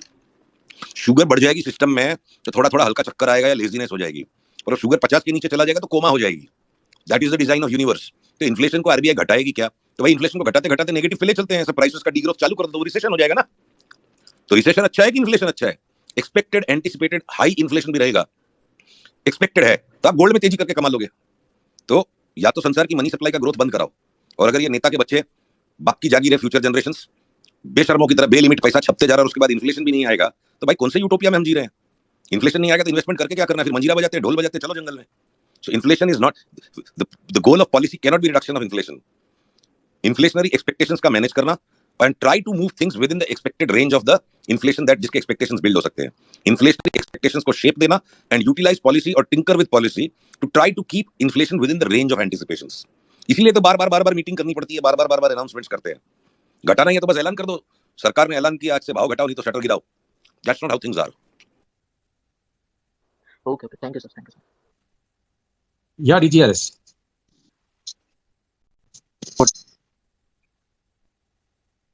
Mute है sir आपका mic. Huh, can you hear me now? Yeah. You're So audible. just a general view on the market. So as you saw today also, there was a sell-off towards the end of the day, and the sell-off can be clearly seen in the mid-cap end of things. Now certain frontline stocks have also started declining. Other than banks, I don't see any pocket of strength. These would be especially these companies that went up a lot during the pandemic. If you see Dixon Technologies, I think that's a very good short. Today also it was down, and I think there's some further downside over here. Other companies would be IndiaMart, and I think this chemical story seems to be over at least for the time being.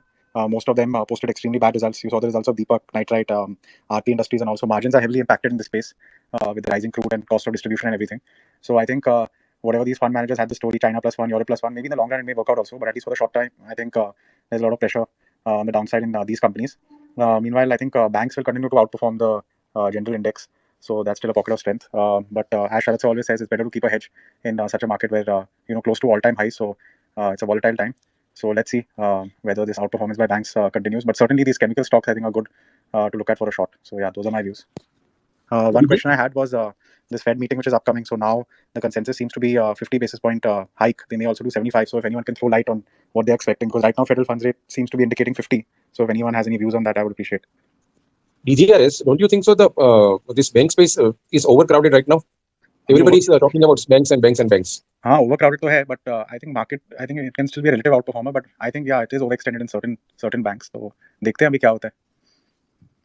Yeah, Shakil bhai, any view on the US rate hike? You're asking me? Yes. I don't want to predict policy. I'm not good at it. But I'm expecting कि अगले 1 साल में interest rates इतने ऊपर जाने वाले हैं ना, ये रुकने वाला नहीं है सैलाब। 12 साल की साइकिल का रिवर्सल है, और अभी क्या है, मूवी का पार्ट 1 आया है, और थोड़ा हाइक होकर अगले 1-2 महीने में, उसके बाद 2-3 महीने का एक इंटरवल आ सकता है कि टाइम पास हो जाए, पॉज हो जाए। ये 2023 के दिसंबर में हम बात करेंगे यहाँ से भी इंटरेस्ट रेट्स का लेवल क्या होगा। हमारा चरित्र ही ऐसा है, हमारा नेचर ही ऐसा है कि जो सोचते हैं, जो देखते हैं वो बोल देते हैं, और हमारी ट्रोलिंग हमेशा ही हुई है।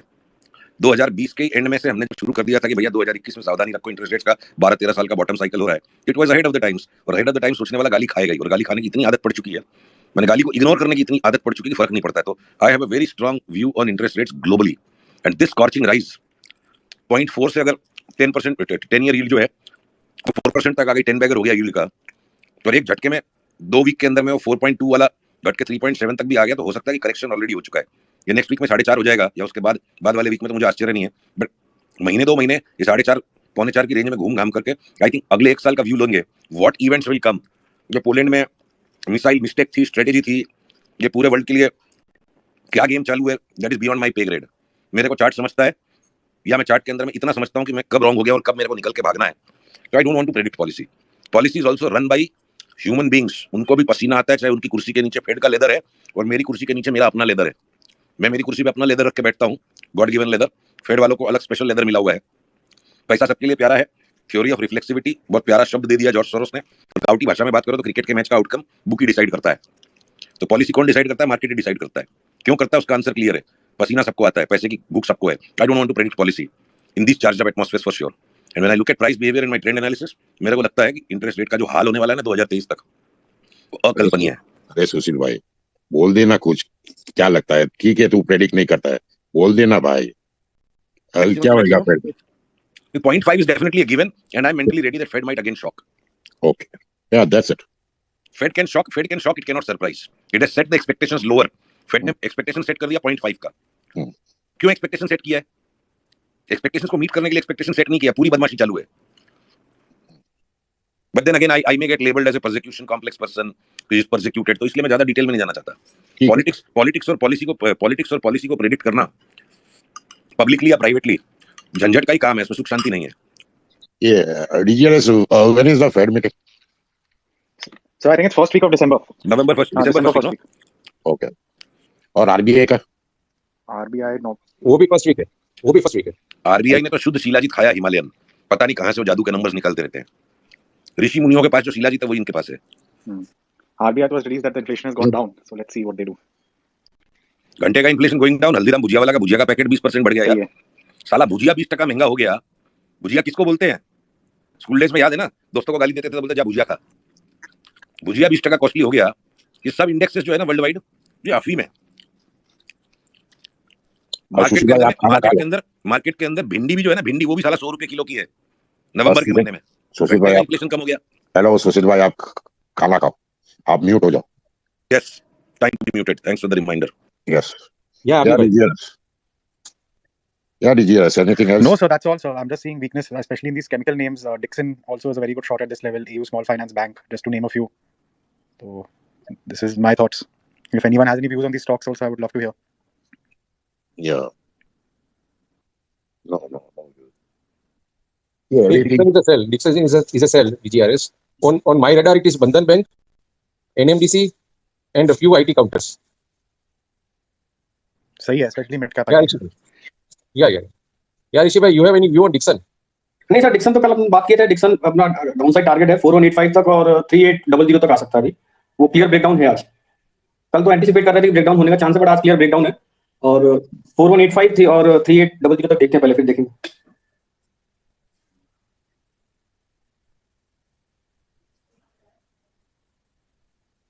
या अभी भाई. हाय, थैंक्स एवरीवन फॉर अपॉर्चुनिटी. तो 2 मिनट बोलूंगा. सो मैं पोजिशनल निफ्टी ट्रेडर हूँ. पता है शरद सर बोलते हैं कि निफ्टी मत बोलो, बट अनफॉर्चुनेटली मैं दिन रात वही ट्रेड करता हूँ, इसलिए पूछ रहा हूँ. पिछले ट्रेंड फॉलोइंग ट्रेडर हूँ. तो लॉन्ग्स जितने भी सिग्नल आए फ्यूचर में, मतलब उतना प्रॉफिट नहीं हुआ, लॉस ही हुआ, बट एक्सपेक्टेड है. एक बड़ा शॉर्ट ट्रेड की उम्मीद थी, बट मिल नहीं रहा काफी 2-3 महीनों से. तो जो मतलब सेंस लग रहा है कि हाँ ऊपर लेवल पे तो रेसिस्टेंस है, बट तीन ब्रेकडाउन नहीं आ रहा. समझ में नहीं आ रहा किसने होल्ड कर रखा है और होल्ड कर रखा है कितने दिनों तक करेगा. तो ये 500,000 पॉइंट की जो शॉर्ट सेल बहुत अच्छे वाले मिलते हैं, वो क्या कुछ पॉसिबिलिटी है? 2000 जुलाई टू सितंबर में काफी वैसे ट्रेड्स मिले थे. 17,000 से सेल ऑफ हुई, 16,000 पे रुका, फिर 18,000 गया, फिर 16,000 पे आया. बट ये कुछ ऐसा हम देख सकते हैं इसलिए 1-2 महीने में, या मतलब उसके लिए अभी थोड़ा मुश्किल होगा? ऐसी रेंज बाउंड गेम चलता रहेगा ऑपरेटर्स का, सर या कोई भी मतलब? मेरे लिए 18,250 के अगर नीचे गया तो सीधा 17,800 आएगा. 18,250 cash level, spot level. Nilesh भाई, एनी व्यू ऑन निफ्टी या सुशील भाई? नीलेश भाई को बोलने का मैं बहुत देर से बोल रहा हूँ. खाना ही खा रहा है क्या? नीलेश भाई? नहीं, सुशील भाई आप ही बोल. नहीं, मैं इतना बोलूंगा तो फिर शरद भाई मुश्किल हो जाएगी आपके मेरे. नहीं, मेरा कोटा अच्छा हो गया. अगर आप ज्यादा बोलोगे आई स्टॉप यू. चलिए बोलिए. हाँ, तो ऑलरेडी कोटा पूरा कर चुका हूँ. अरे बोल क्या इतना? मेरा पप्पा नाराज हो जाएगा कि इतना बात क्यों करता है. अरे ठीक है यार. और क्या लगता है निफ्टी? बोल तो चुका मैं आपको, अपने को तो सीधा पहलवान का गुस्सा. 14,800 अंकित भाई आए हैं. 18,000 भले एक बार वापस 18,800 भी कर दे कोई परवाह नहीं. 14,800 के बिना मुक्ति नहीं है. तो 14,800 का मतलब ये नहीं है कि कोई मेरे को भविष्य दिखता है. 14,800 के बाद डिसाइड करेंगे कि और नीचे जाएगा कि नहीं. तो 14,800 तो इसको आना ही है. 14,800 के साथ इसकी डेट फिक्स है. जब निफ्टी 14,800 आएगा ना, तब इन्वेस्टर्स का हनीमून शुरू होगा. अभी तक तो खाली क्या है, लोग कोर्टशिप में लगे हुए हैं. सुशील सर, एक छोटा क्वेश्चन यहाँ पे. गारंटी नहीं है कि आंसर छोटा होगा, तो आप क्वेश्चन लंबा कर लो. हाँ, मतलब मैं जनरली ये देखा है ना, गैन वाला जो एक मेथड है कि 7,500 से हम रैली कर रहे हैं और 18,000 तक पहुंच गए. तो जो एक होता है ना, एक रेंज होती है कि हाँ ये तो डेड एंड सपोर्ट है, मतलब बड़े बड़े इन्वेस्टर भी आ जाएंगे. तो वो लेवल कौन सा है? 12,000 है, 13,000? जोड़ के रिक्वेस्ट करता हूं, और अगर अलाउड हो तो पैर भी पकड़ने को रेडी हूं. 1994 के साल में जब वो खाली पीटीआई स्टॉक स्कैन का हरे रंग का डब्बा होता था और कोई लाइव डेटा का भी सोर्स नहीं था, टेक्निकल एनालिसिस का एक ही सॉफ्टवेयर था, ASA. और Amazon was still an online book seller selling books only in America. और स्टर्लिंग बुक स्टोर के अलावा और कहीं पे भी टेक्निकल एनालिसिस या फाइनेंस की वाइली पब्लिकेशन की कोई बुक्स नहीं मिलती थी बॉम्बे में. तब मैंने मेरे कई साल की सैलरी फूंक दी थी खाली गैन की रिसर्च निकालने के लिए अमेरिका पहुंच के. बाकी लोगों के पास हो सकता है ये परम ज्ञान हो, मैंने हार मान ली उधर ही जब इतना रुपया उड़ा के कि ये एक विद्या ऐसी है जिसका मेरे पास सिंपल एक ही चीज है. जो चीज मेरे को नहीं समझ में आ सकती है, समझ में नहीं आ पाई का सवाल नहीं है, वो ताला लग गया परमानेंटली कि मैं इसको समझना ही नहीं चाहता हूँ. ये जो गैन के एंगल है आपके सॉफ्टवेयर की स्क्रीन पे, 1 unit of time equal to 1 centimetre. मान लो आपने जो भी चार्ट प्लॉट किया 1 साल 1 सेंटीमीटर का दिख रहा है, आपका स्केल चेंज हो गया, चार्ट को आपने एक्सपैंड कर लिया, एंगल चेंज हो जाना चाहिए। और इस चीज का आंसर मेरे को विश्व के किसी विद्वान ने नहीं दिया, तो मैं बोला मेरी प्रॉब्लम ये नहीं है कि मेरे पास इंटेलेक्ट की कमी है, और मेरी नहीं, मैं मानता हूं दुनिया में हर आदमी की प्रॉब्लम यही है कि जितना जरूरी उससे ज्यादा इंटेलेक्ट सबके पास होता है, और वो अशांत दिमाग हमें टाइम पे फैसला लेने नहीं देता है। इसलिए मैंने 1994 में, before anybody heard about Gann in Bombay, अपने कई साल की salary, and I used to work for the highest paying company ever in history, कई साल की सैलरी फूंक दी गेन में, और उसके बाद तलाक दे दिया इसको परमानेंटली कि मैं उसकी तरफ घूम के भी नहीं देखूंगा। तो I am a wrong person to tell you anything about Gann. But अगर आपको कुछ मेरी बात पे विश्वास है तो मैं हाथ जोड़ के रिक्वेस्ट करूंगा, गेन के चक्करबाजी में मत पड़ो, ब्लैक मैजिक कर लो, अबरा का डबरा कर लो, पर ये तो टोटल इलॉजिकल ठग विद्या फैलाई जा रही है। ऐसे ऐसे वर्ल्ड के टॉप चार्टिस्ट लोगों के सबके टच में हूं, जो नाम आज आपको बोलूंगा तो सबको बकवास लगेगी बातें। Those who know my prior history will know the amount of digging people have done on gain, जो फोकलोर क्रिएट कर दिया, एक अर्बन लेजेंड क्रिएट कर दिया उसके नाम का। तो ये ट्विटर के ऊपर ही खाली बाबा लोग थोड़े, 100 साल से बाबा लोग हैं शेयर बाजार में, और गेन को एक गेन की मूर्ति लगा के कुछ बाबा लोगों ने जो गेम चालू कर दिया, I won't name that lady, जिसकी बुक को यहाँ पे किसी ट्रोलर ने, झोलर ने कॉपी पेस्ट मारा था, वो $20,000 का गेन का कोर्स बेचती है, $50,000 की सीक्रेट फाइल्स बेचती है, $1,00,000 और दे दो तो मैं गेन के पर्सनल लेटर्स दे दूंगी। तो मैं उस पर और टिप्पणी नहीं करना चाहता, इसको सारांश में मैं समेटूं, मैं गेन को समझ ही नहीं पाया, और मेरे को कोई कुछ भी दे दे मैं गेन को समझूंगा ही नहीं, आई इग्नोर इट। उसका सवाल था निफ्टी नीचे कब जाएगा? अरे भाई ये तो शुरू सब 1.5 घंटे से तो ये बात करेंगे, आज निफ्टी ने छलांग मार दी। इतने दिन तक निफ्टी शोले पिक्चर में जैसे पानी की टाकी पे चढ़ गया था धर्मेंद्र, मौसी मुझे बसंती का हाथ दे दे नहीं तो कूद जाऊंगा। आज मौसी ने परेशान होकर बोल दिया तेरे को कूदना है तो साले कूद जा, बसंती का हाथ नहीं मिलेगा। और धर्मेंद्र का पांव फिसल चुका है, ट्रेन लाइन के नीचे आ गया है वो, क्या पता मिरेकल हो जाए, फिर वापस कोई स्टॉप लॉस कटवाने के लिए वापस सलाव बेवड़ा ऊपर चढ़ जाए। और आज तो धर्मेंद्र की दोनों टांग पानी की टाकी के बाहर आ गई। लास्ट 6 दिन से एक टांग बाहर निकाल के सबको चमका रहा था, बसंती का हाथ दे दे मौसी, मौसी जा जो करने का कर ले, नहीं देती, तो बेचारे की दोनों टांग बाहर है। और क्या डिस्कस करूं मैं निफ्टी पे? ओके नीलेश भाई आप बोलो। So in a very simple language, I am following Nifty with Nifty 500, और Nifty 500 ने आज एक अच्छा सपोर्ट लेवल के नीचे क्लोज दिया है, वो 15,600। तो वहां से अगर हम रिस्क रिवॉर्ड बोलेंगे तो 200 पॉइंट का रिस्क आपको निफ्टी 500 पे है, and it is close to 2%। उसको इवेल्युएट आप करो, निफ्टी के सामने वहां पे भी 2% आ गया, और नीचे में एक बार 14,500 14,600 ये आपका हो जाएगा निफ्टी 500, और वहां से ये गैप फिल करके वापस नीचे गया और ये कंटिन्यू होते गया तो नीचे स्लाइड डाउन होते जाएगा। तो ये 17,500 17,800 तो ये फर्स्ट अटेम्प्ट होगा, फिर देखते हैं आगे की रणनीति क्या होती है। एंड स्टॉक स्पेसिफिक में अडानी ग्रुप दोनों सेल है मेरे हिसाब से। 4100 जो अभी नया 2-3 बार हाई लगा के कोशिश की ऊपर खींचने की, खींच के माल दिया है। अडानी एंटरप्राइज, अडानी पोर्ट दोनों सेल है। अडानी पोर्ट ज्यादा बुरी तरह पिटेगा, और लीड मुझे लग रहा है कि यहाँ से और जो हैवी वेट्स है उसमें एफएमसीजी ने ऑलरेडी, यानी एचयूएल ने दे दिया है नीचे का, और आईटीसी जो एक अच्छा प्ले करा था सूती के स्टेक सेल के बाद, वो भी अंडर परफॉर्म करना चालू हो गया है। तो एक रिलायंस छोड़ के और कोई बचा नहीं है जो आपको निफ्टी पे टिका सके आपको। तो रिलायंस जिस दिन टूटेगा उस दिन सब टूटेंगे। ये मेरा आईटीसी भी घूम चुका है नीचे की तरफ। हाँ, आईटीसी भी घूम चुका है सर, वो सुशील सर, ये सूती का आया उसके बाद वो उसका मोमेंटम इवेपोरेट हो गया है सर। बस खाली लोन रेंजर बचा एचडीएफसी बैंक, जिसने साल भर पहले किसी को कमाने नहीं दिया, बेचने वालों को कमाने नहीं दिया। एचडीएफसी का काम ही धोखा देने का हो गया सर। आज एचडीएफसी लिमिटेड ने रिवर्सल दे दिया है, तो I think we can see HDFC bank to follow also from there. What my suspicion is कि not only a fall, yes, ये फॉल ऐसा आएगा ना कि आपको यही ट्विटर पे India shining, long term story, value creation, do SIP, ये जितने ज्ञानी बाबा लोग हैं ये ट्वीट करते हुए नजर आ जाएंगे हमें थोड़े ही दिनों में कि बच्चे की जान लोगे क्या। सी, अंत किसी भी चीज का बुरा होता है, कॉमन सेंस की लाइन है ये। My suspicion is this the final leg of the fall that started a year ago, और ये जो ऑल टाइम हाई के करीब ले आए, इट्स अ रोमांटिक रीबाउंड। महबूबा कभी की जा चुकी है, एक और भटकती जिसको किसी ने छोड़ दिया, उसने तुम्हारे से फ्लर्ट कर लिया और तुमने सोच लिया कि I am such A romantic hero.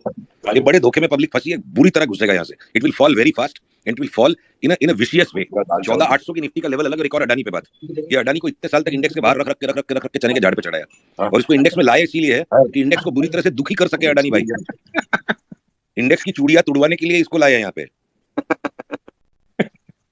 हार्देश भाई थैंक यू समझ भाई। मुझे सुशील भाई से शिकायत है, आप फेड के बारे में जो मर्जी बोलो, निफ्टी के बारे में जो मर्जी बोलो, I am agree with you. I am not agree with about Bhujia को अंडर एस्टिमेट करो, हम बीकानेर वाले बुरा मान जाते हैं। मैं भुजिया को अंडर एस्टिमेट बिल्कुल नहीं कर रहा हूँ, भुजिया प्रिय है इसीलिए बोला ना कि भाई भुजिया का भाव 20% बढ़ गया, काहे का घंटे का इन्फ्लेशन कम हुआ है। अभी बढ़ेगा साहब, जो भुजिया का मार्केट है ना साहब, वो मैं मतलब जिनके बीकाजी हल्दीराम जो बीकानेर साहब मालूम है कितना इसका ग्रो कर रहा है। इवन ये मतलब अफ्रीकन कंट्री, अर्जेंटीना, ब्राजील, पता नहीं कहाँ जा रहा था ये माल इनका, तो इसकी ग्रोथ है भी पॉसिबिलिटी। अच्छी बात है जी। हाँ, उसको अंडर लगता है आपने बीकाजी के आईपीओ में बड़ा एप्लीकेशन किया है। ऐसे अच्छा नहीं करता हूँ मैं, उसको अंडर एस्टिमेट मत करो प्लीज। नहीं, कोई आदमी अंडरएस्टिमेट नहीं करे। हमारे स्कूल डेज में क्लास 1 में जब मैं था, ये एक्चुअली हल्दीराम भुजिया वाले फैमिली का सरनेम गोयल है। तो राजेश गोयल मेरे से पीछे वाली सीट में बैठता था। क्लास 1 में हमने एक ही साथ स्कूल ज्वाइन की थी और हम लोग सब उसको अंडर एस्टिमेट करते थे। वो बावड़ागिरी करता था, कोई परवाह नहीं। बेटा क्लास 1 में भी वो पान पराग खा लेता था। क्लास 4 में आए तो उसका सबने मजाक उड़ाना चालू किया, ये तो भुजिया वाले का बेटा। स्कूल के बाद जाके भुजिया की दुकान में बैठ जाता था। एक छोटी सी दुकान कलकत्ते में बड़ा बाजार में उनकी होती थी और उस दुकान से कहां हल्दीराम भुजिया वाला पहुंच गया। तो आई एम डेड श्योर ये पूरी दुनिया को भुजिया खिला के मानेगा। तो आपकी लॉन्ग टर्म स्टोरी के साथ में मैं शामिल हूं, पर भाई साहब ट्विस्ट नहीं करते हैं। दुखता है जब भुजिया भी 20% बढ़ गया और फिर भी इन्फ्लेशन की इंडेक्स कैसे मैनेज होकर नीचे आ जाती है। भुजिया यूनिवर्सल फूड बनेगा, क्यों चिंता करते हो? बीका जी को 100 गुना बनाना, पर भुजिया का भाव बढ़ गया, इसलिए मैं खाली इतना ही बोला भुजिया का भाव बढ़ गया 20%, तो काय का इन्फ्लेशन नीचे है। हेयर कटिंग का प्राइस बढ़ गया। बॉम्बे के अंदर में काली पीली टैक्सी, जिसको मजबूरी में बैठना पड़ता है कि उबर ओला नहीं मिले, साला उसका मिनिमम मीटर 28 रुपया हो गया है। तो खाली गवर्नमेंट ने किसी तरह से घंटे का भाव, जो घंटा बजाते हैं ना मंदिर में, उसका भाव नहीं बढ़ा है, उसको बजाते रहो आप। काली पीली टैक्सी चला 28 रुपया हो गई 25 वाली। तो inflation like Nifty is a game of data lags. ये ऐसा बम फटेगा ना इन्फ्लेशन का जनवरी फरवरी के नंबर्स में, आप देखना। कोई नाई का दाम घटा है क्या? है जन्मसिद्ध अधिकार हो गया सबका। इन्फ्लेशन छापी नाखो। तो जितना जुलम मचता है ना, समोसे का दाम बढ़ गया, चाय की दुकान पे दाम बढ़ गया, कौन मरेगा इन्फ्लेशन से? जिसकी सेविंग्स ना के बराबर है या जो उधारी पे जीता है। और वही लोग जुलम मचा रहे हैं। अब जो वीकली इन्फ्लेशन का डेटा आता है, थोड़े दिन बाद अब तमाशा देखना। बाजार के अलावा समाज की भी पकड़ रखने के लिए घर के लिए भाजी खरीदने जाया करो, वाइफ भी रिस्पॉन्सिबल समझेगी। भले थोड़ी लेके आओ, वजन उठाने का नहीं, बोलो यार ज्यादा मिल नहीं रहा था। वेडनेसडे को जाकर के भाजी खरीदने को जाया करो और फिर 2 वीक के बाद थर्सडे को जाना सवेरे। बम बम भाव बढ़ा हुआ मिलेगा, वो भाजी वाला आपको बताएगा। मैं मस्तरी नहीं कर रहा हूँ।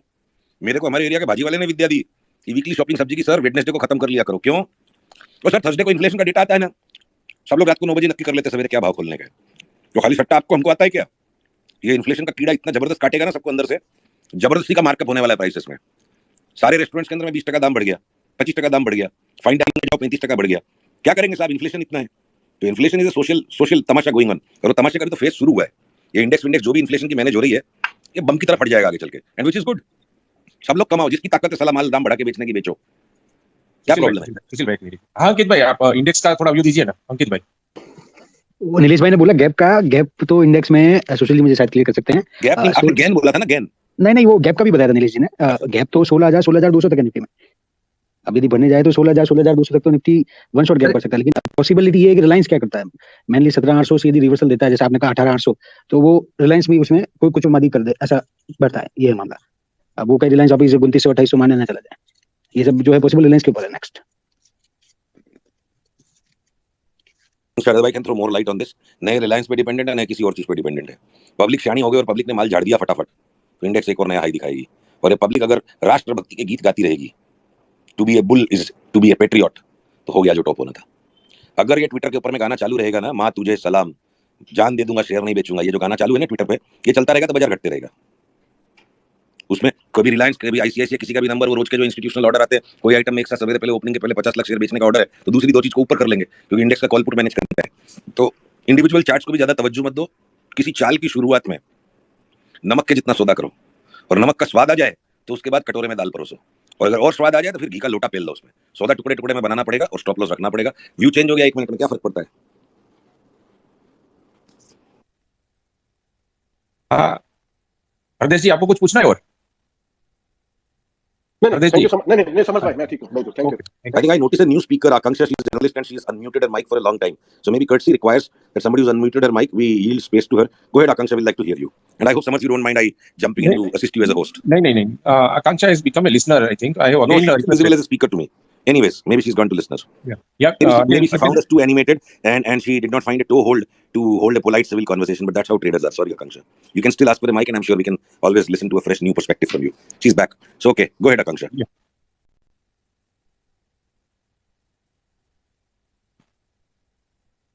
Maybe there's a connection issue here. So anyway, carry on with the usual Yeah, questions. Viraj ji, hello Viraj ji, unmute your mic. badly, and all newsrooms were in panic or deep panic.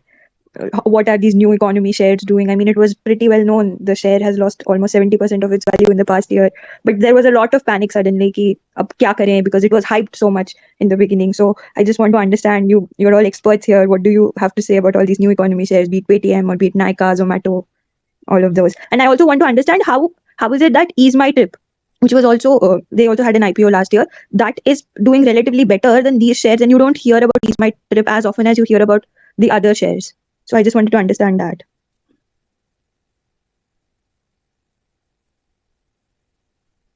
All Yeah, these- anyone can take the.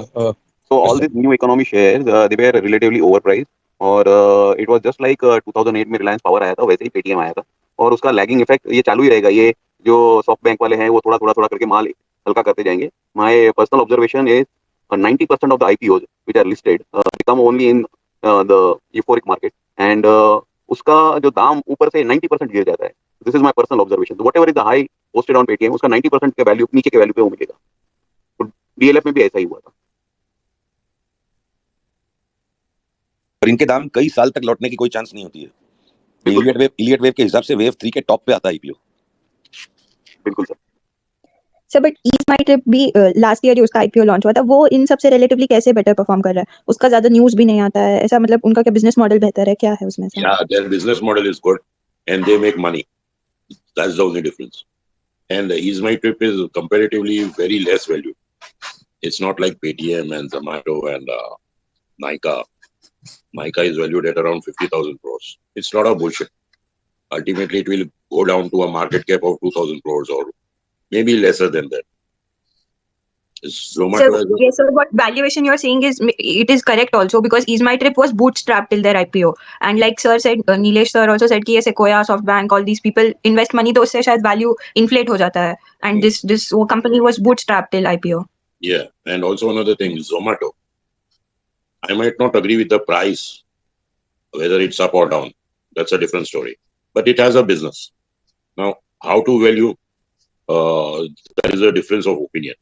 But few years down the line, I think this model of Zomato, I'm not talking about the price, please. It will work because I hear people ordering food all over the country now. It's not only in Mumbai or Delhi or metros. A lot of people are using them. But also competition is coming. So I think Zomato will survive.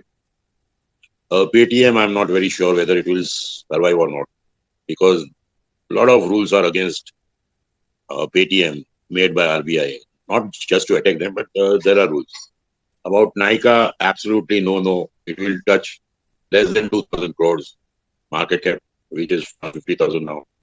And any other delivery, it went up to 700 and now it's 365 or so. On the 23rd, the locking is opening, 19th or 23rd. So it might go down a lot. But mind you, delivery is a very good business model.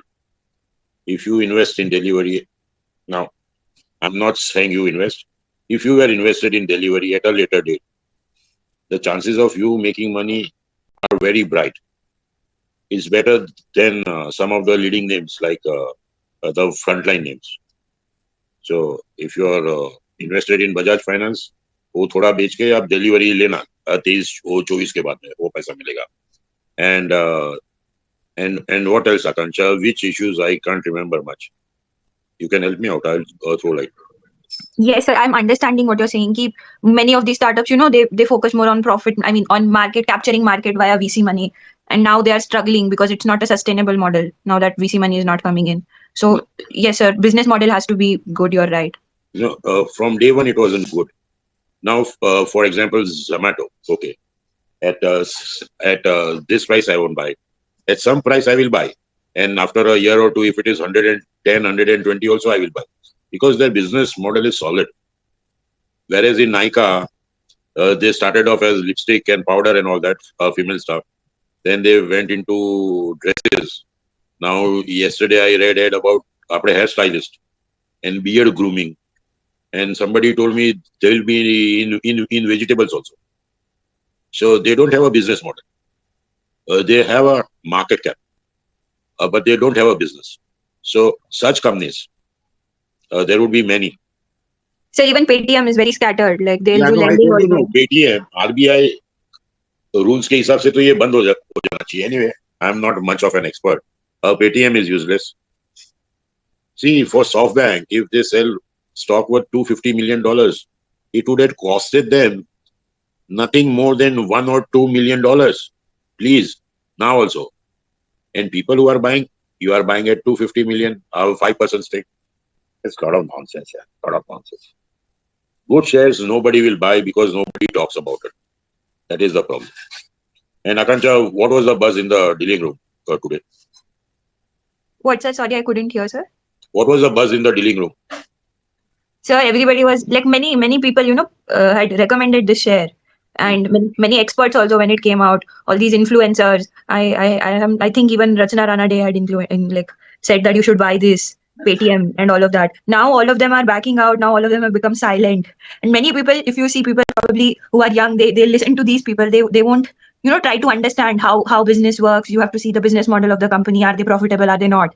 Now everybody is panicking. कि ये खरीद ले, अब क्या करें? So it's very. No, just for my knowledge, Akanksha, these influencers are paid by the company or operators or what? अरे YouTube के channel पे एडवर्टाइजिंग आ जाती है, उसी में बहुत पेमेंट आ जाता है. Yes, sir. They are paid, sir. They are paid influencers. Sir ऐसे ही they had endorsed the crypto exchange. अभी वो bankruptcy file कर दिया उसने सिंगापुर में. Indian exchange he now they have no money. They have no money to give to their investors, pay back deposits. So अभी there's no accountability. No, how will these people be held accountable? So it's happening in crypto also, and sir is also right. If they get advertisements, they get paid lakhs because they have so many followers. So, do you mind if I ask you, will I get paid if I recommend any stock? I said probably will. I think companies have already approached you, sir, but you said no to them. But you probably said no to them. No, just joking. But I think it's I don't know. For money, I won't sell my soul here. And any other chatter in your dealing room?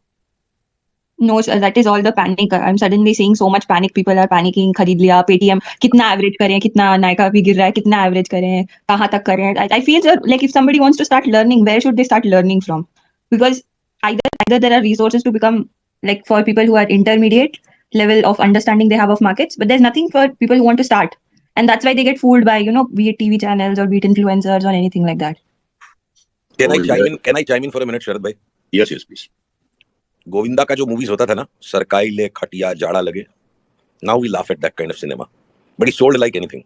And why did he do that kind of cinema? Because audience वही बची थी उस time के cinema hall में.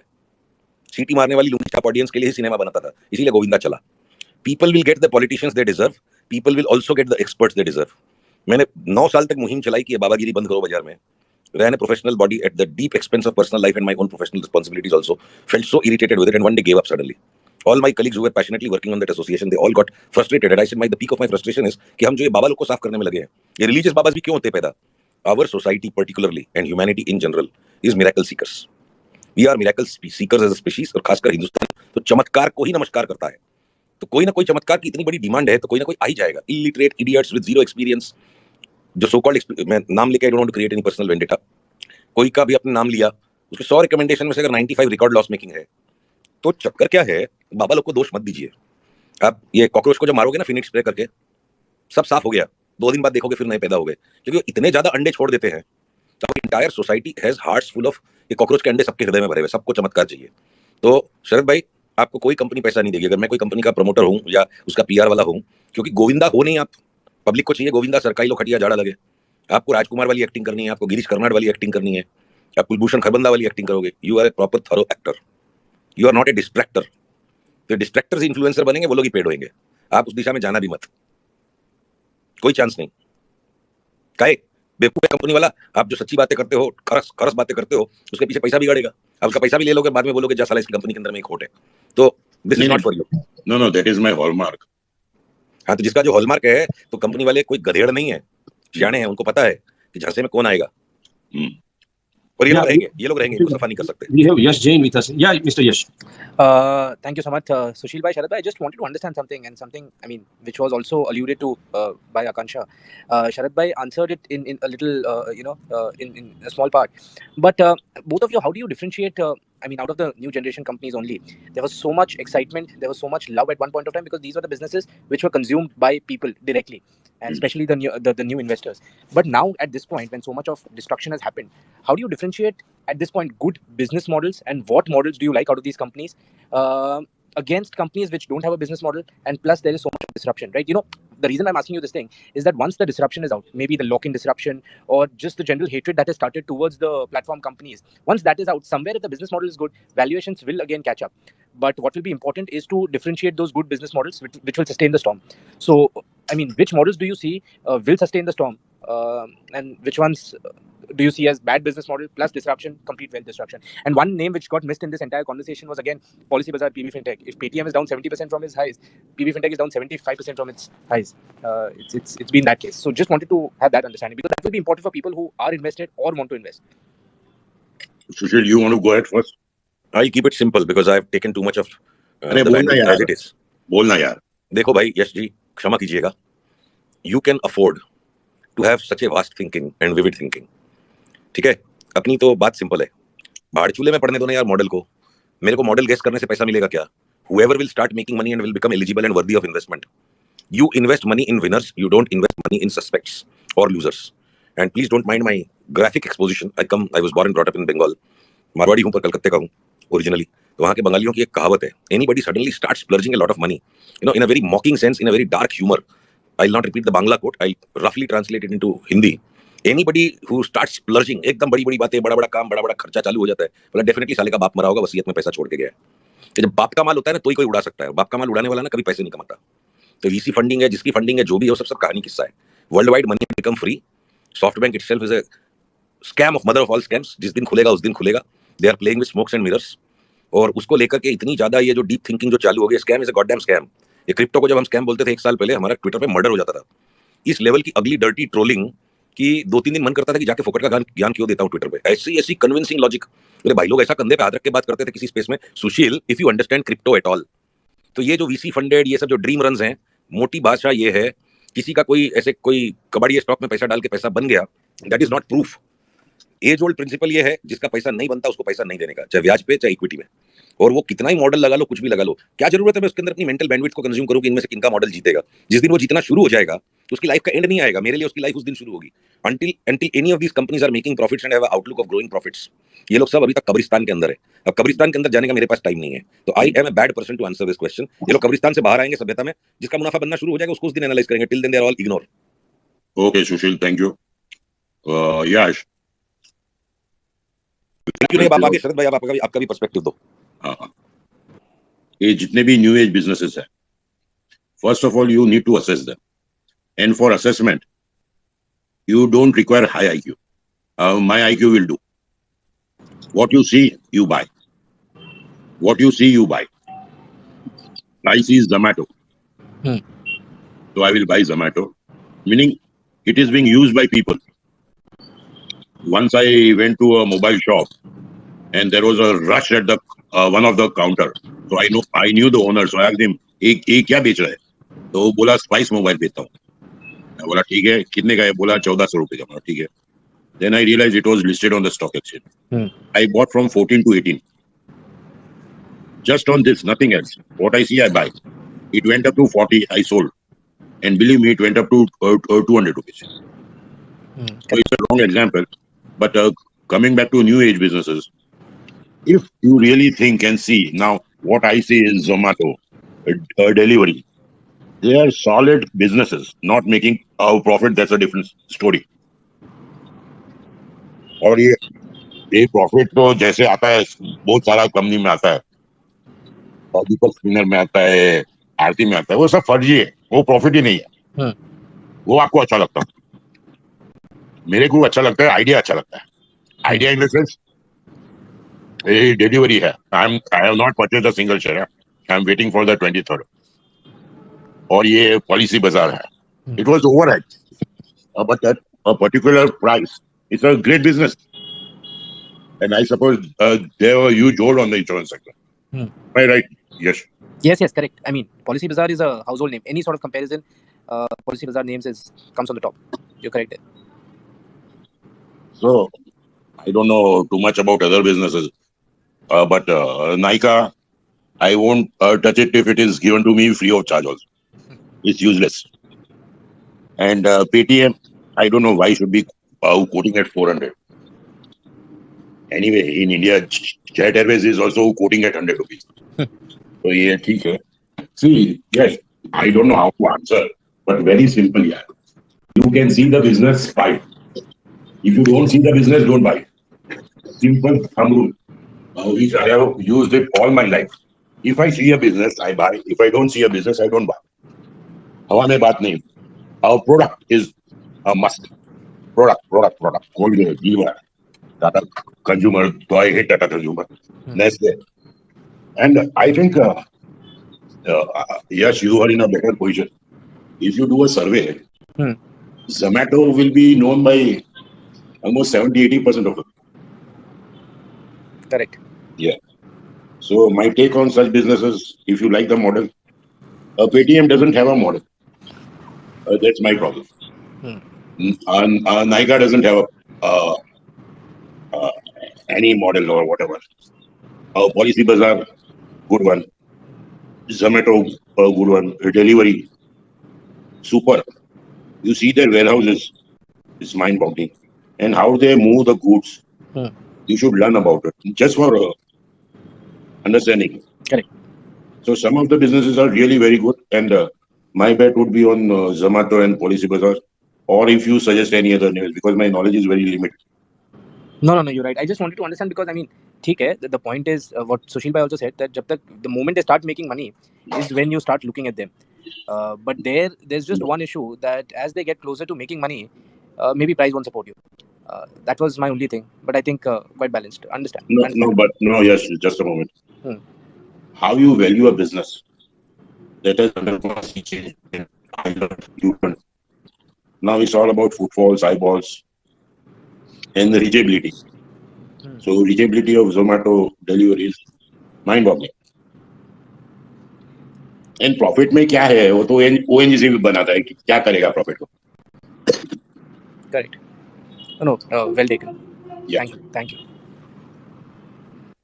And Yashji, Sharad bhai, these stories start with how much of eyeballs, but they will become investable when it will become a matter of balls.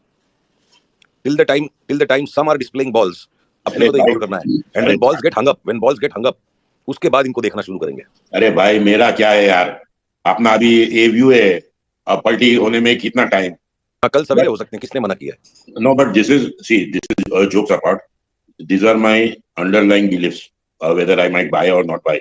But some of them will become mega companies.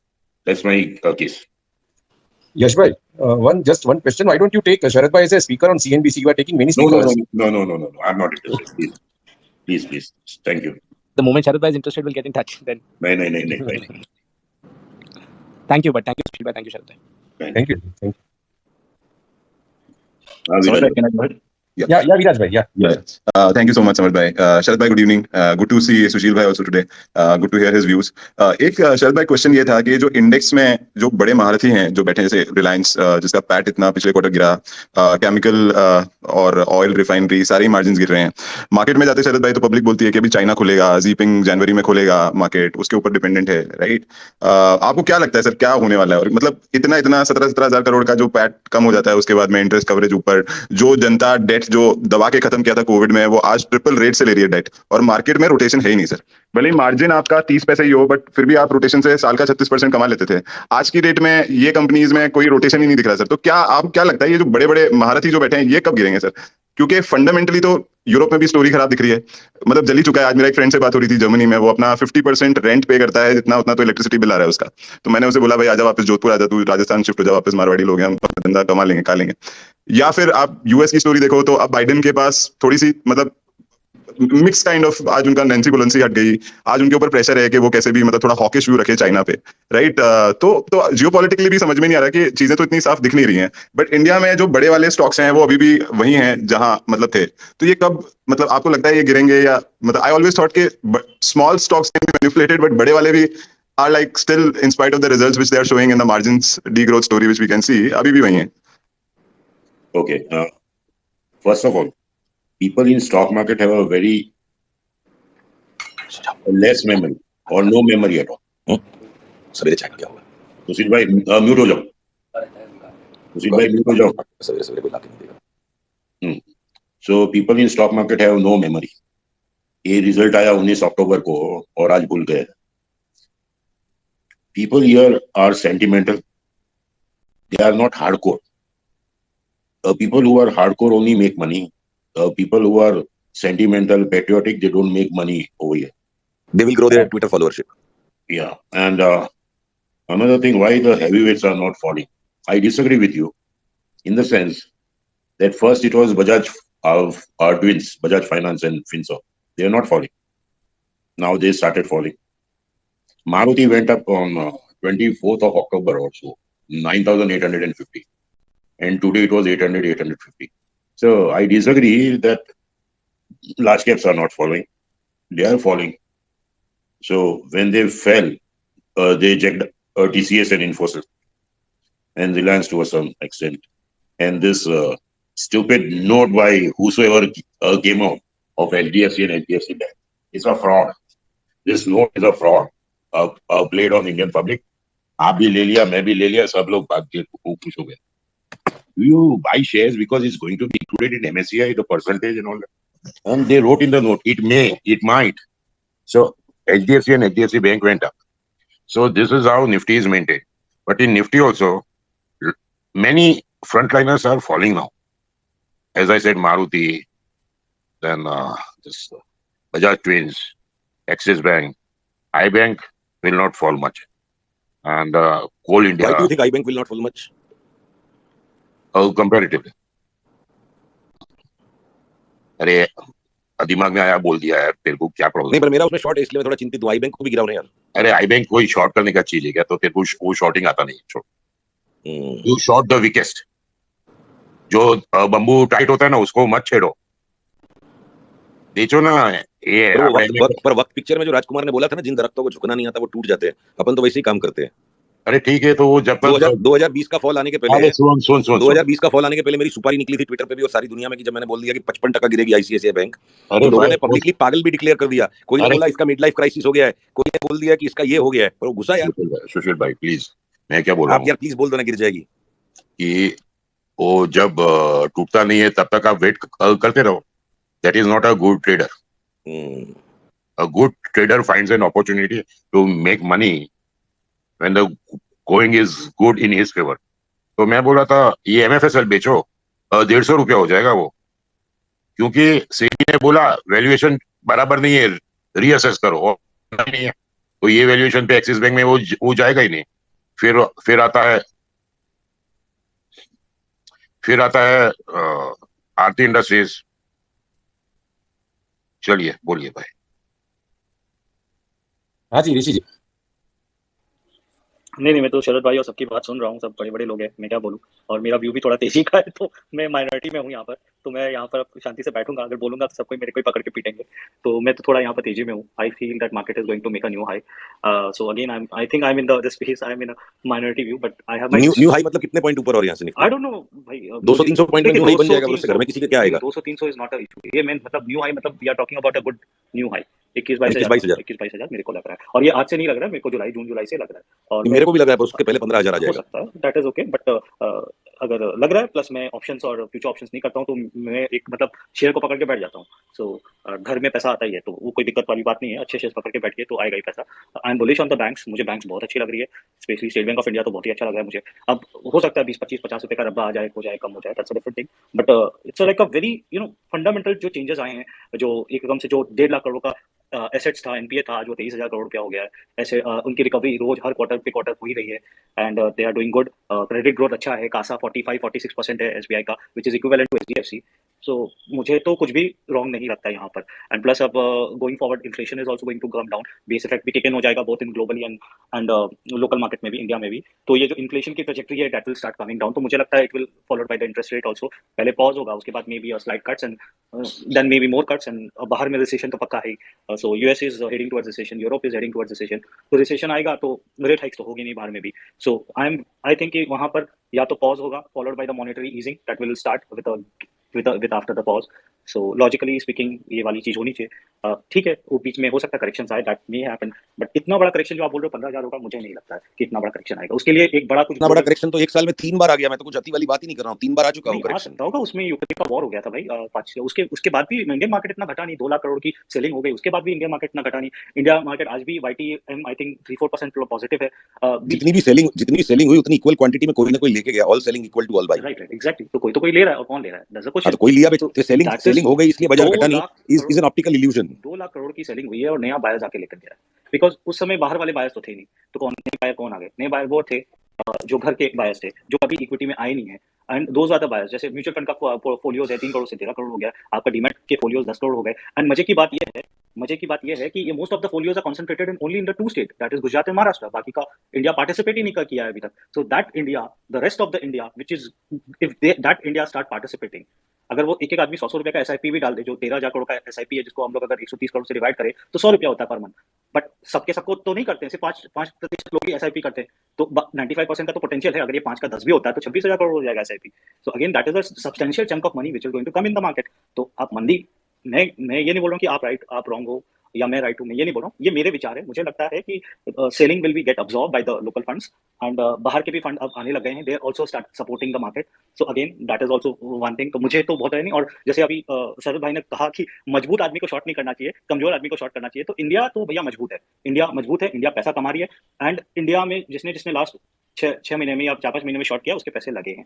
तो it's nothing to do with the patriotism and nothing to do with anything else, it is to do with the simple logical conclusion that India is outperforming the global peers and by a very large margin. एक बात बोलता हूँ, मंदी वाले को पैसा लगा तो तेजी वाला तो इंसॉल्वेंट हो गया भाई।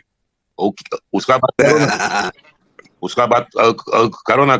और ये तेजी मंदी तो चलती रहेगी, ये शेयर बाजार है, यहाँ तेजी भी होती है और मंदी भी होती है। इसमें इंडिया का पेट्रियोटिज्म वो सब कुछ काम में नहीं आता है।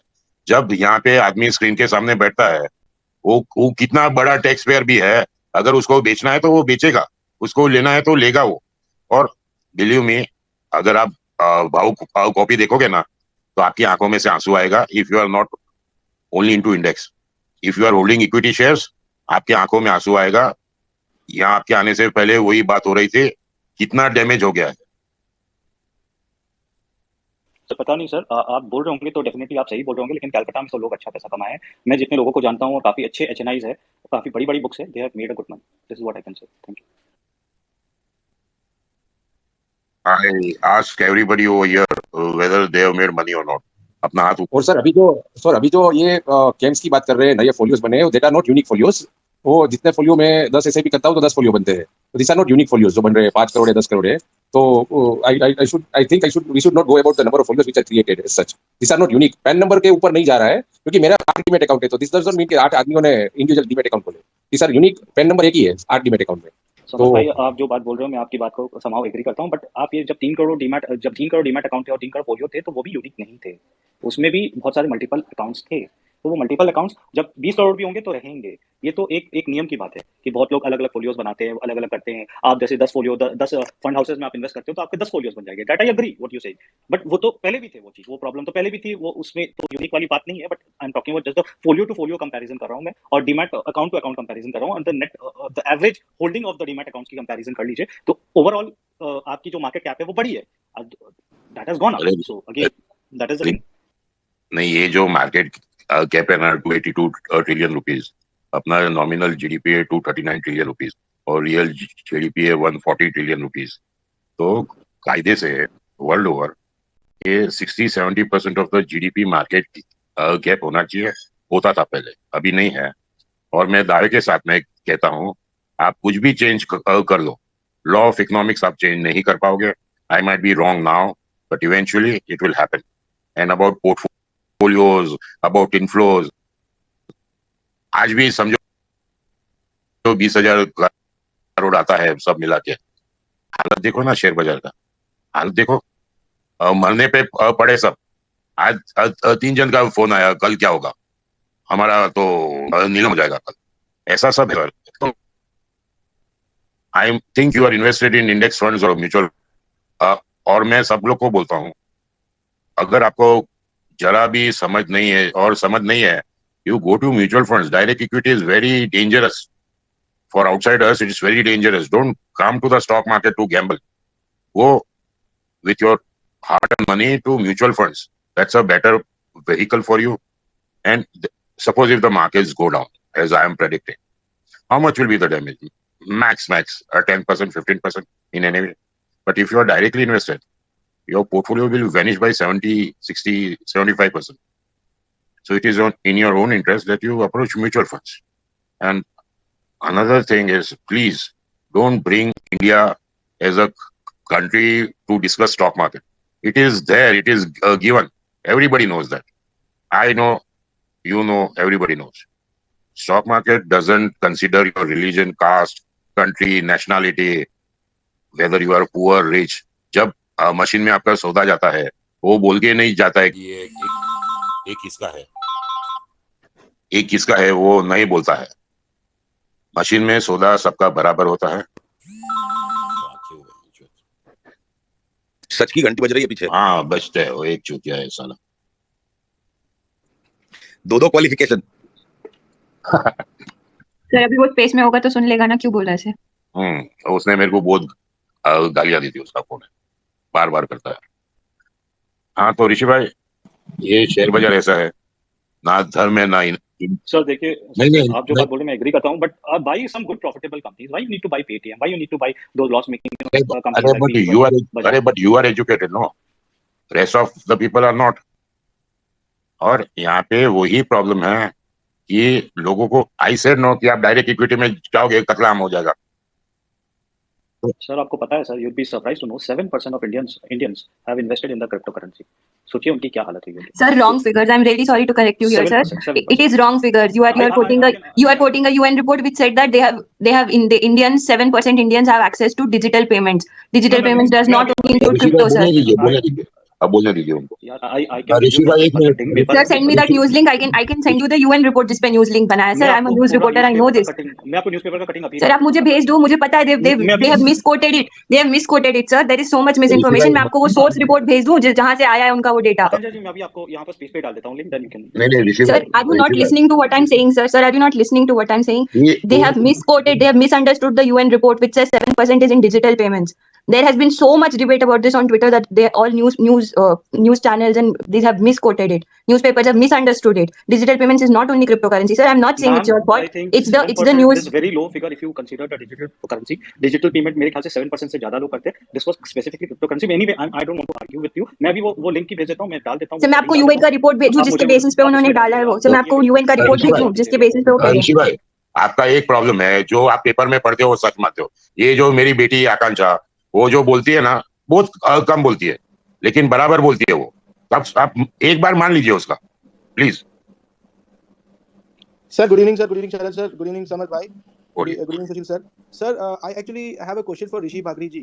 Since Rishi Bagri ji also does a lot of tweeting for the current government in regime, and I am a follower of Rishi Bagri ji for a long time. नहीं, योगेश भाई। Sir, I have a question related to stock market only. So, sir, I want to ask you something. Of late, sir, see, sir, like you say, you're talking about educated and informed investment. I would like to understand, sir, like Adani Enterprises का sir PE जो है, is about 370. PE means sir earnings. Earnings means अगर किसी का earning 370 and what price you're paying, it will take 370 years for you to get that money back. Adani Enterprises का PE is 372. 370 साल बिना ब्याज के। तो सर ऐसे स्टेटस में you look at LIC. LIC Corporation has been continuously pumping money into Adani Enterprises. And Adani Enterprises में अगर आप देखोगे ना सर, पब्लिक के पास सिर्फ 3% या 3.5% का शेयर है. What is that LIC is seeing? I'm not able to see that LIC is even ready to buy Adani at 4,000 rupees. So constantly they're buying that. What is that? What is it? And why are they doing that? There are so many shares of so much good value available. And buying such a high P, 370 is a very high P, sir, not a small one. Even Apple or Google has never traded at such prices, I think so. So ऐसा क्या है उसमें देखा है? I would love to get an answer on that, sir. I'm not asking on anything else. Please answer on that. नहीं, it's wrong on your part to ask Rishi bhai. I will answer you. LIC क्यों लेता है? First of all, political reasons. Because Adani is close to the Prime Minister. Secondly, 4% देता है वो LIC को, 4% घूस देता है, तो वो जाके वो शेयर लेता है। बहुत सिंपल है, आप भी दीजिए, आपका कोई अच्छा कंपनी हो ले लेगा LIC। इसमें क्या तुम भी सवाल करता है? वॉन्डरिंग झंडा भाई क्या सवाल करता है? Sir, this question I'm asking is in the larger interest of the LIC policy holders and अरे छोड़ो ना, अरे भाई no, Rishi ji should take this up. Rishi ji should take नहीं this up with the नहीं नहीं government नहीं because he knows everybody and he should get this thing rectified. I'm नहीं नहीं asking that नहीं in the नहीं concern, sir. That's it. Rishi bhai is not obliged to do and say what we tell him. He has his own mind. He will do it if he feels like. We can only, matlab, you due his attention. That's it. Now the ball is in his court, whether to take the shot or not. बोलिए, आनंद भाई आए हैं, जो आनंद भाई. Thank you, sir. I'm going to the listener mode, sir. Thank you very much. Thank you, thank you.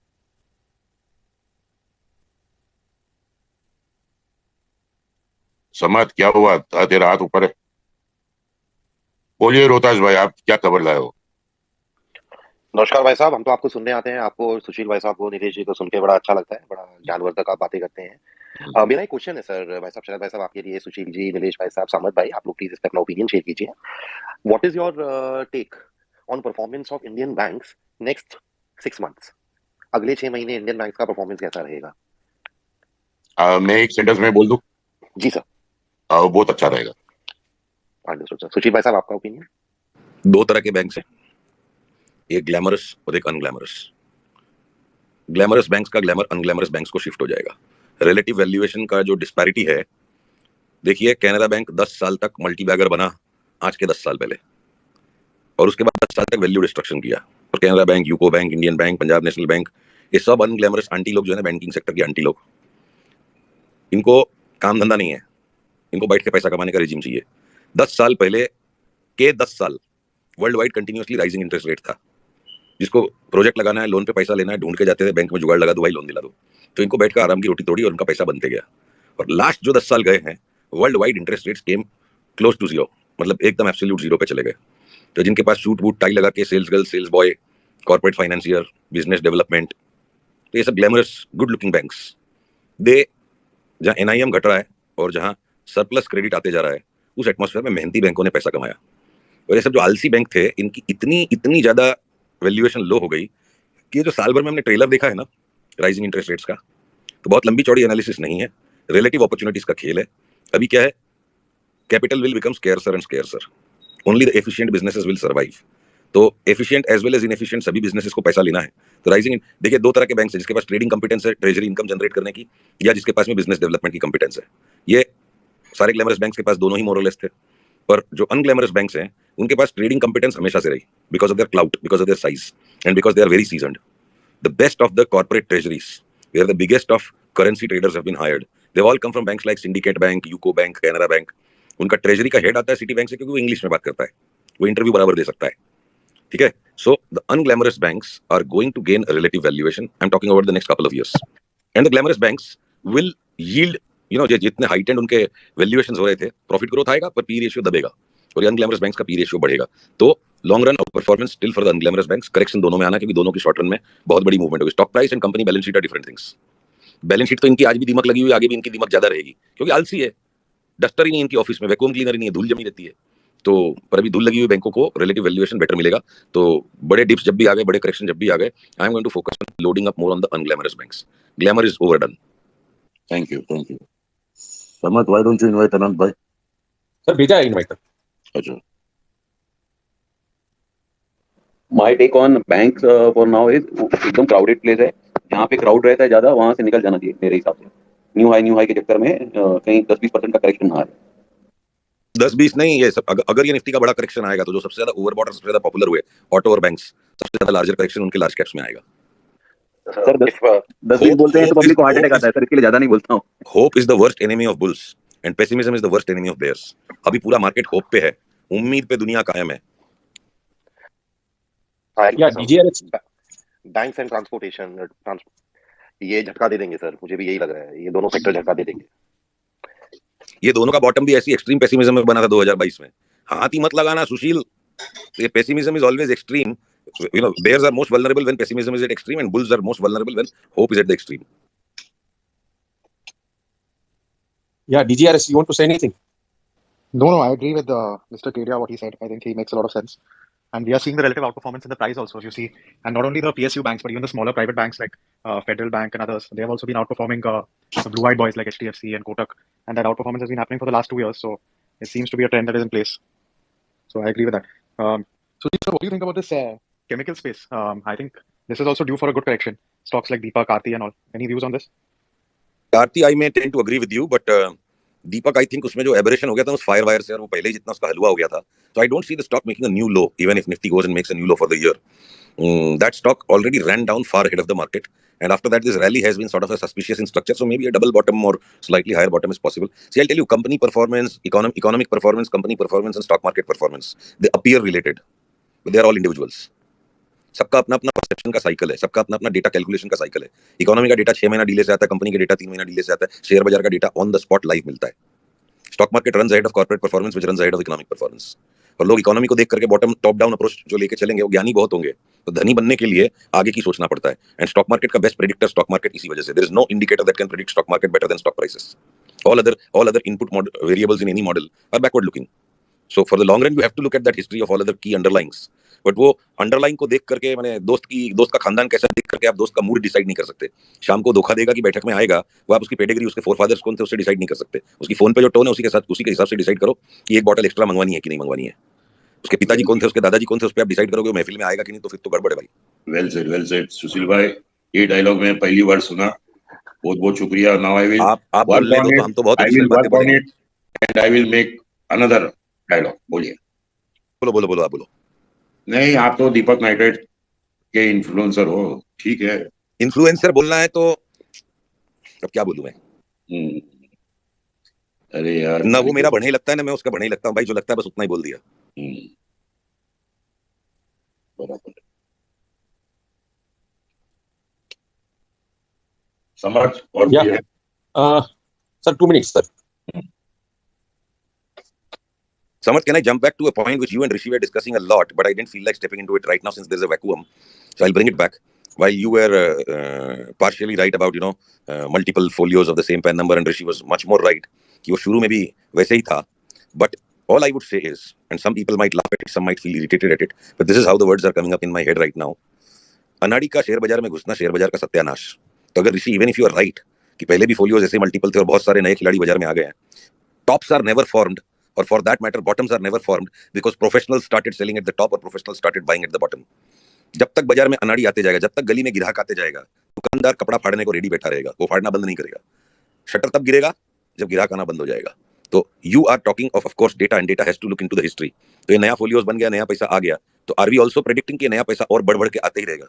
इतिहास गवाह है, tops are made जब when there are no longer any more fools left to buy, market stop out. क्योंकि professionals को क्या है, जब तक डिमांड आती जा रही है भाव चलते रहने दो, टिकाते रहो.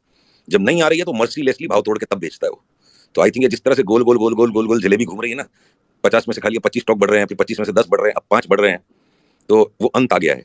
एसआईपी का आंकड़ा तो अगले महीने आएगा. और फिर क्या है जो शरद भाई ने बोला बहुत सारे लंबे शब्दों में, इस बार शरद भाई आपसे कम शब्दों में मैं बोलूंगा, पैसे का रंग नहीं होता है. एफआईआई का पैसा, हमारा पैसा टॉयलेट पेपर. तो वो बात साबित हो गई 2022 में. पिछले 20 साल से चीज बोलता हूँ कि एफआईआई का डेटा देख करके बाजार की तेजी मंदी निकलने वाला अपने आप को धोखा दे रहा है, पब्लिक को तो बाद में देगा. और अभी जो नया मंत्रा बन गया है, एफआईआई का रिकॉर्ड शॉर्ट है तो मार्केट का बॉटम बन जाएगा. सब डेटा मैनिपुलेटेड है. कौन सी एफआईआई में किस मंत्री का पैसा है, कौन सी एफआईआई में किस ऑपरेटर का पैसा है, आपको हमको हमारी लाइफ टाइम में पता ही नहीं चलेगा. Keep it simple stupid. US army का प्रिंसिपल है, किस principle, keep it simple stupid. सारी कहानी भाव में आ गई. इतना ज्यादा एफआईआई का पैसा, उसका पैसा है यार. और ये नया खिलाड़ी जब तक आ रहा है बाजार में, जहां इसका आने का नंबर जैसे ही टिकल होगा बाजार घुस गया नीचे. और आज से जो बाजार अगर घुसना शुरू हो गया, एक सेल का तो सिग्नल आ जाए, it can again get taken out, एक स्टॉप लॉस लग सकता है. तो आगे पीछे वो स्टेट आ गई है कि बाजार घुस जाएगा, उसके बाद आपको दिखेगा कि एसआईपी का नंबर कम हो गया. मतलब क्या मुनाफा करने के लिए हमारे घर पे लक्ष्मी जी इन्विटेशन कार्ड लेके आएगी कि बेटा आज मेरे घर पे पार्टी है, मैं साक्षात लक्ष्मी जी आई हूँ, शाम को आज पार्टी है, तुम जरूर से आना. अपने को लपक के घुसना पड़ेगा उस पार्टी में. अगर मैं कुछ बोलूँ तो अगर इजाजत हो तो I would like to make some point. ये जो एसआईपी का नंबर है बड़ा कंसिस्टेंटली ऊपर जा रहा है, और इस बीच में लास्ट 7-8 मंथ में काफी वॉलेटाइल मार्केट रहा है. यूक्रेन वॉर रहा है, क्रूड के इश्यूज रहे हैं, इंटरेस्ट बहुत जोर से, बहुत फास्टेस्ट रेट से हाइक हुई है. तो इसके कारण भी एसआईपी जो आ रही है काफी discipline sort of money. SIP itself is a very discipline money and that is going into mutual fund market. ये एकदम एक जो नए एसआईपी है, ये लोग क्या करते हैं, अगर 100 रुपया कोई आदमी कमाता है, वो अपना 2 रुपया 5 रुपया करके म्यूचुअल फंड में डाल रहा है, और वो दिखता भी नहीं है मार्केट, उसको एसआईपी में जा रहा है, उसको पता भी नहीं चलता, उसके अकाउंट से निकल जाता है वो, और वो कंफर्टेबल है उस पर्टिकुलर अमाउंट पे कि एसआईपी हो जाए, फिर मार्केट ऊपर नीचे भी घटे तो मुझे कोई टेंशन नहीं हो. तो ये बड़ा डिसिप्लिन सॉर्ट ऑफ मार्केट है. ये वो हर्षद मेहता वाला मार्केट नहीं है कि सब पनवाड़ी की दुकान में जाके लोग बात करते थे और उसने एक टिप दे दिया कि माजदा फाइनेंस ले लो और सब माजदा फाइनेंस लेने पहुंच गए. This is not that money, this is more discipline money. इसलिए मेरे को नहीं लगता कि ये वाली जो चीज है ना वो ग्रेट होगी। और अगर आप आज के यंगस्टर से बात करो तो किसी को एफडी में पैसा लगाना ही नहीं है। सबको लगता है कि बैंक के एफडी में पैसा लगाना मतलब इन्फ्लेशन को भी बीट नहीं करना। सो बेसिकली उनको लगता है कि एफडी में पैसा लगाना बर्बाद है। Better to invest in some assets like mutual funds और इक्विटी बहुत लोगों को समझ में नहीं आती क्योंकि it's not possible for everyone to understand the equity no but are you manipulation. Saying कि एसआईपी अगर कंसिस्टेंटली फ्यूचर में भी चलती रहेगी, पॉइंट नंबर 1, एंड अगर ये आपका मानना है कि एसआईपी लगातार चलती रहेगी तो एसआईपी चलती रहेगी इसलिए कभी बाजार में करेक्शन ही नहीं आएगा? नहीं, करेक्शन तो आया ना, लास्ट 7-8 महीने में भी आया है, लेकिन मैं क्या नहीं, पर बोल रहा आप हूँ पहले ये एसआईपी बताओ, का फ्लो तो आपका ये बढ़ता बोलना ही है है। लास्ट 7 महीने से कंसिस्टेंट एसआईपी हो रही है, 7 तो महीने से नहीं, आर लास्ट यू 3 साल से फोरकास्टिंग बढ़ रही कि ये है। जीवन भर चलेगी? और दूसरी चीज, ये अगर ये एक आपका फोरकास्ट है सेक्युलर तो ट्रेंड एसआईपी हुई है। होती रहेगी तो क्या शेयर बाजार घटना बंद हो जाएगा? नहीं, शेयर बाजार अपना वोलेटिलिटी रहेगी, कोई भी स्टॉक भाई मार्केट या साहब, ऊपर नीचे रहेगी। जब तेजी चलती है ना तो लोगों को पेड़ के ऊपर पत्ते नहीं कैश नजर आता है, और जब मंदी चलती है ना मुझे तो धरती लगता फटती है है ना, सर, धरती फटती है ना ये कब्रिस्तान की, नहीं, तो उसमें से मुर्दा नहीं शेयर सर्टिफिकेट बाहर आता है। Sushil bhai, Rishi bhai, one point to add: the money which is chasing right now the SIP is the money which is getting withdrawn as an FD. Fix deposit में जो था वो पैसा जो 6% में था वो यहाँ पर आ रहा है क्योंकि उन्होंने पास परफॉर्मेंस देखा है म्यूचुअल फंड का, जो 15%, 20%, 25% था 2020 के बाद, तो वो पैसा अभी वहां पर चेंज हो रहा है। आज के दिन में if you ask any collegian they will always ask us कि आपको ऑप्शन कॉल पुट में क्या करना है, अभी 0-0 क्या करना है, वो बताओ ना आज के दिन में, मेरे को आज पैसा कमाना है। तो वो पैसा नहीं आ रहा है एसआईपी में। The old age money which was lying in the bank idle it's coming right now as an SIP mode, क्योंकि उनको 6% में उनका गुजारा नहीं हो रहा है आज के दिन में, वही पैसा आ रहा है यार। जी, बिल्कुल, मैं वही आपको बता रहा हूँ कि लोगों को एफडी में नहीं लगाना है। मैंने ये बात बोली भी है कि लोगों को एफडी में पैसा नहीं लगाना है और स्पेशली यंग जनरेशन को तो एकदम नहीं लगाना है। And since India is a very young population, आपको पता होगा कि average population is less than 30 year old, so that money they want to invest into the some better option, और बेटर ऑप्शन, सेफर ऑप्शन में उनको mutual fund लगता है। जैसे शरद भाई ने बताया कि अगर मार्केट घट जाएगा तो आपके अगर इंडिविजुअल स्टॉक 70% तक भी घट सकते हैं, लेकिन आपका जो basket of the diversified mutual fund है वो नहीं घटेगा, वो कम घटेगा, बिकॉज वो बास्केट है itself, that will your eggs are spread in spread away, तो सारा वो नहीं होता है। तो अगर अभी मार्केट भी अभी बीच में इतना घटा था, अगर आपने देखा होगा 15,000 तक आ गया था, सो आपके mutual fund has not gone that much down, तो वो एक लोगों को एक कंफर्टिंग फैक्टर लगा था। सो वो एक मनी जो म्यूचुअल फंड वाला पैसा है वो मुझे लगता है वो गोइंग द पीरियड वो रहेगा, क्योंकि लोगों को लगता है यार एक नॉमिनल फीस में 1%, 1.25% में हम लोग एक भैया फंड मैनेजर को दे देते हैं या फंड हाउस को दे देते हैं और वो अच्छा मैनेज कर देता है और हमें हमारा 10 से 15% मिल जाता है, we are happy, more than happy. तो अभी हाइब्रिड फंड्स है, इक्विटी फंड है, डाइवर्सिफाइड फंड है, whatever you can say, but people are more comfortable with the notion of the mutual funds than they were 3 years back. So again, a comfort level develop हुआ है definitely. Agreed. But keep one thing in mind always, Rishi bhai. Our market cap is 282 trillion rupees. ये 12,000 13,000 करोड़ है ना, वो चिल्लर भी नहीं है। अडानी का मार्केट कैप ही 20 लाख करोड़ है। तो जिस दिन ये अडानी जाएगा उस दिन अपना 15 साल का एसआईपी चला जाएगा। उतना भाई एक और डेटा पॉइंट ऐड कर लो, ये आजकल नया खेल चालू हुआ है ना, फाइनेंशियल निफ्टी, उसकी नियर स्ट्राइक्स के अंदर इंट्राडे का टर्नओवर 25,000 करोड़, तो क्या 13,000 करोड़ की एसआईपी से उखाड़ने वाले हैं बाजार का? नहीं, मैं ऋषि भाई को इतना बोलता हूँ कि वो जो डाटा बोल रहे हैं बराबर है, agreed, but it is nothing. महीने का 12,000 इज नथिंग। वो एक मैक्स फाइनेंशियल ओएफएस करता है 10,000 करोड़ का, ये आज सॉफ्ट बैंक ने किया 2,000 करोड़ का। तो ये जो एसआईपी का पैसा आ रहा है ना, it is being used to help promoters and PE investors to liquidate. Ultimately, तकलीफ ये है ऋषि भाई, whether you agree or not, you will agree after some time. Sir, I want to add something. क्या मैं बोल सकता हूँ? वो कौन बोला? ये कौन बोला? Everything equity. हाँ बोलिए भाई, अभी आप बोलिए। हाँ, तो ये जो एसआईपी का बात हो रहा है, इसमें ऋषि सर का एक assumption है कि एसआईपी हमारा कंटिन्यू होगा, लेकिन एक चीज हम ये इग्नोर कर रहे हैं कि एसआईपी कंटिन्यू होने के लिए 2 चीजें चाहिए। एक तो एसआईपी कर उनको रिटर्न चाहिए, अगर बहुत टाइम तक रिटर्न नहीं चलेगा तो आदमी हार मार जाता है। सेकंड चीज ये कि उनकी इनकम होनी चाहिए। अब जब इंटरेस्ट रेट आपका ऊपर जाएगा तो जो आपके पास हाथों में पैसा है कम होगा, कंपनी ले ऑफ कर रही है। आप आईटी में देखिए कितने सारे इंप्लॉयज जो है वो बाहर हो चुके हैं, उनको नौकरियों से निकाला जा रहा है। आज जो बंदा 2 लाख रुपए महीना कमा रहा है, 1.5 लाख रुपए महीना कमा रहा है, उसकी अगर 20,000 की एसआईपी जा रही है, कल को उसकी जॉब चली जाती है तो वो एसआईपी कहाँ से करेगा? तो एक वो भी तो होना चाहिए कंटिन्यूटी की। पैसा आपके पास है तब तो आप लगाओगे। जैसे सुशील सर पहले कह रहे थे कि इन्फ्लेशन बढ़ता है जब पैसा होता है, तो इन्फ्लेशन बढ़ता है जब धंधा चलता है। जब आपका धंधा ही नहीं चलेगा, पैसा ही नहीं आएगा, तो आप मार्केट में कहाँ से डालोगे? और जो ये पॉइंट है कि हमारा 20,000 करोड़ आ रहा है, तो जितनी तेजी से आ रहा है, जब लिक्विडेशन होगा तो उतनी तेजी से जाएगा भी वो पैसा। सेकंड चीज मैं बोलना चाहता हूँ अडानी पे। जो अडानी की बात हो रही है कि अडानी बढ़ रहा है, तो क्यों बढ़ रहा है? क्या उसके पास कोई मोनोपोलिस्टिक बिजनेस मॉडल है? जब मैं मोनोपोली की बात कर रहा हूँ तो मैं स्टेट मोनोपोली की बात नहीं कर रहा हूँ, जो उसको स्टेट से तो दिख रहा है। आपका पोर्ट्स में है, आपका सीमेंट में है, आपका एयरपोर्ट में है, मिनरल्स में है, बट ये चीजें ऐसी हैं कि जब रिजीम चेंज होती हैं तो साथ में इनके प्लेयर्स भी चेंज हो जाते हैं। आज अडानी के पास जो पोर्ट्स हो सकता है आधे पोर्ट्स किसी और को दे दिए जाएं, तो क्या अडानी पोर्ट्स के पास सेम एसेट्स होंगे? क्या अडानी पोर्ट्स का सेम प्रॉफिट आएगा? तो ये चीजें भी तो देखने लायक हैं। और निफ्टी की रही बात, तो निफ्टी 21,000 22,000 जा सकता है, लेकिन क्या स्टॉक्स जा रहे हैं? निफ्टी क्या है? आपका एचडीएफसी ट्विंस है, इन्फोसिस है, टीसीएस है, रिलायंस है, इतने में आप पूरा निफ्टी मैनिपुलेट कर सकते हो। तो निफ्टी चला जाएगा 22,000, ठीक है, हम ऑप्शन से कॉल करके पैसे बना लेंगे। लेकिन आप माइंड ट्री देखो, 5,000 का स्टॉक कहाँ पे पड़ा हुआ है। टाटा मोटर्स आपका, आप ऑटो चिल्ला रहे ऊपर जा रहा है, टाटा मोटर्स नीचे पड़ा हुआ है। तो ये फैक्टर है ना, पैसा बनना चाहिए अल्टीमेटली। इंडिया स्टोरी है तो वो 20 साल की स्टोरी है। 20 साल की स्टोरी को हम 2 साल 3 साल की बात करते हैं। आज आप 6 महीने का बात कर रहे हो कि करेक्शन आएगा कि नहीं, और स्टोरी आप दे रहे हो 20 साल की। तो ठीक है, 20 साल में इंडिया ग्रो करेगा, हो सकता है आज से 50 साल में हम यूएस को ओवरटेक कर लें, चाइना को ओवरटेक कर लें। लेकिन मैं अगर आज 24 साल का हूं तो मैं 75 साल तक ऐसे बैठा थोड़ी रहूंगा यूएस को ओवरटेक करने तक। मेरा तो कंसर्न है 2 साल 4 साल का आगे का। तो ये चीजें भी ध्यान देने लायक होती हैं। Sharad ji, can I make a quick comment on Adani and Yeah. देखिए boss, if you are coming to equity for a short term, then please don't come to the equity. Equity is for always for a long term. देखिए अगर आप trading कर रहे हो, आप expert हो सुशील जी की तरह या शरद जी की तरह, तब बात अलग है। But those are the people जो 100 में 5 होते हैं, बाकी 95% अनएक्सपर्ट होते हैं। सो अगर आपको इक्विटी में बड़ा पैसा कमाना है तो आप लॉन्ग टर्म इन्वेस्टर के 10 साल के हिसाब से सोच के आइए कि कल अगर स्टॉक मार्केट बंद हो गया और वो शेयर आपके घर में रह गए तो भी वो शेयर आपको डिविडेंड दे सके। आप अगर ले लोगे पेटीएम, आप ले लोगे बाजार, फिर आप स्टॉक मार्केट को गाली दोगे तो कुछ गलती आपकी तरफ से भी है। Secondly you coming to Adani, तो मैं आपको 2-3 चीज बड़ा इंटरेस्टिंग बताना चाहता हूं कि अडानी का जो बोलते हैं कि करंट गवर्नमेंट के साथ उसका रैपो अच्छा है, इसीलिए उसको सारे पोर्ट्स मिल रहे हैं। तो मैं आपको अभी बता देता हूं, मैं बंगाल से आता हूं और बंगाल में मतलब बीजेपी गवर्नमेंट नहीं है, बंगाल में टीएमसी गवर्नमेंट है। और टीएमसी गवर्नमेंट ने अडानी को बुला के 70,000 करोड़ का प्रोजेक्ट दिया है और उसमें अभी उसने एक ताज पोर्ट दिया है डेवलप करने के लिए।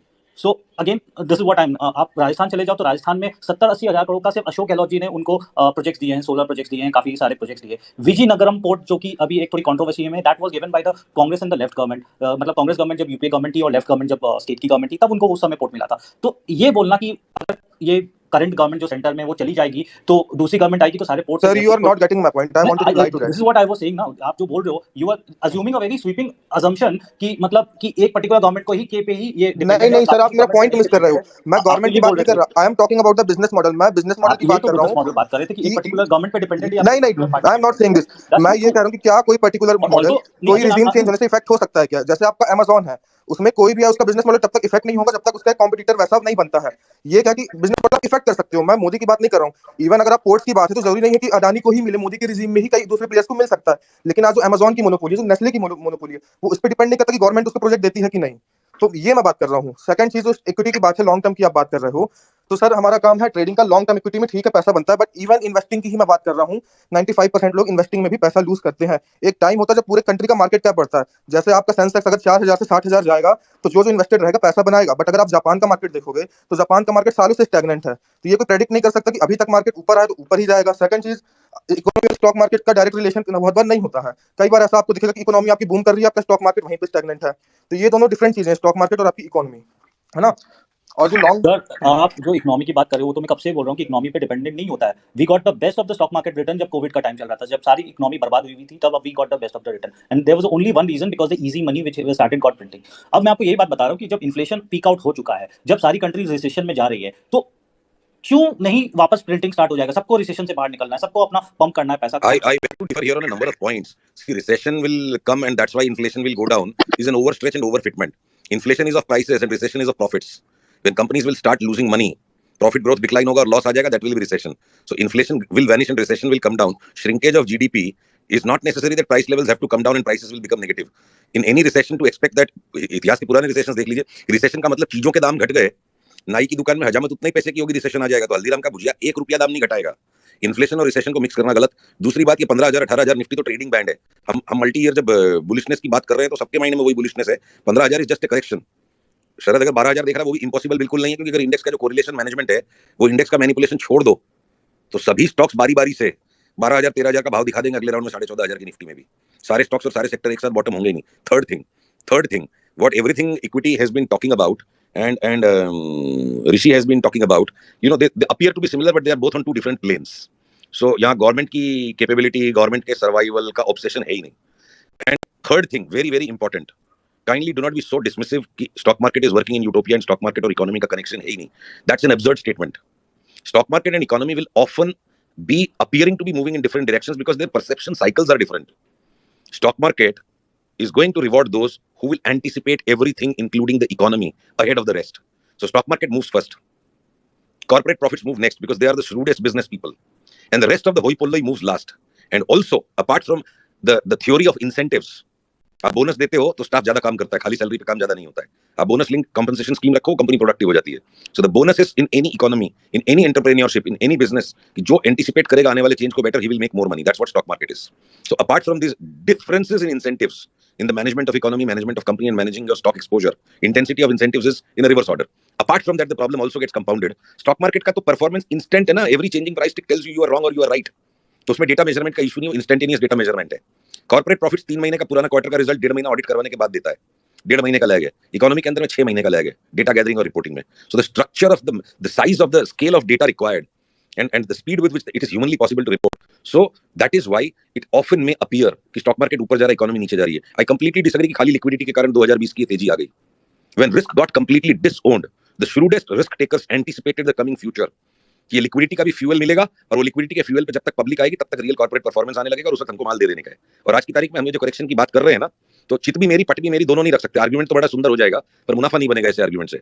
The typical argumentative Indian, we are all good at argumentations, but अगर कॉर्पोरेट प्रॉफिट्स आएंगे उसका एंटीसिपेशन जिसने किया और साथ में उसको लिक्विडिटी का सहारा मिल गया, और जिन लोगों ने लिक्विडिटी का सहारा लिया, लिक्विडिटी का बाढ़ आने के भी 3 महीने बाद बड़े बड़े सटोड़ियों ने सट्टा काट करके भयंकर तेजी लगाई. ऐसा नहीं कि मार्च 2019 23 मार्च 2020 को सबका दांव लग गया.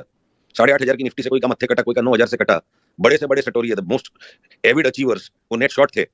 9,000 के बाद से तेजी बिठाना शुरू की, 10,000 के बाद नेट तेजी बनी, 11,000 12,000 के ऊपर और ज्यादा तूफान तेजी बनी. सो अब वो आ गया कॉर्पोरेट परफॉर्मेंस का रिवाइवल. तो अब वो कॉर्पोरेट प्रॉफिट का रिवाइवल आ गया. उसको देख के गामड़ा माल लेने को जो आया है ना, कंफर्टेबल और प्रॉफिटेबल. कंफर्ट के साथ प्रॉफिट ढूंढने वाले ज्ञानी बहुत होते हैं पर विद्वान बहुत होते हैं, पर वो समझदार नहीं होते. तो समझदारी इसी में है कि एंटीसिपेशन पे दांव लगाया और क्राइसिस में जिसने माल लिया, आज वो क्राइसिस में लिया हुआ माल फल गया, सारी दुनिया रिस्टोर हो गई, मुनाफा लौट आया, कंपनियों ने काम करना शुरू कर दिया. और उस कंफर्ट को देख के आज जो माल लेगा वो दूसरे को प्रॉफिटेबल बनाएगा. और जो अनकंफर्टेबल होकर 2020 के बॉटम में माल बेच गया, वो अनकंफर्टेबल था इसलिए वो माल बेच गया.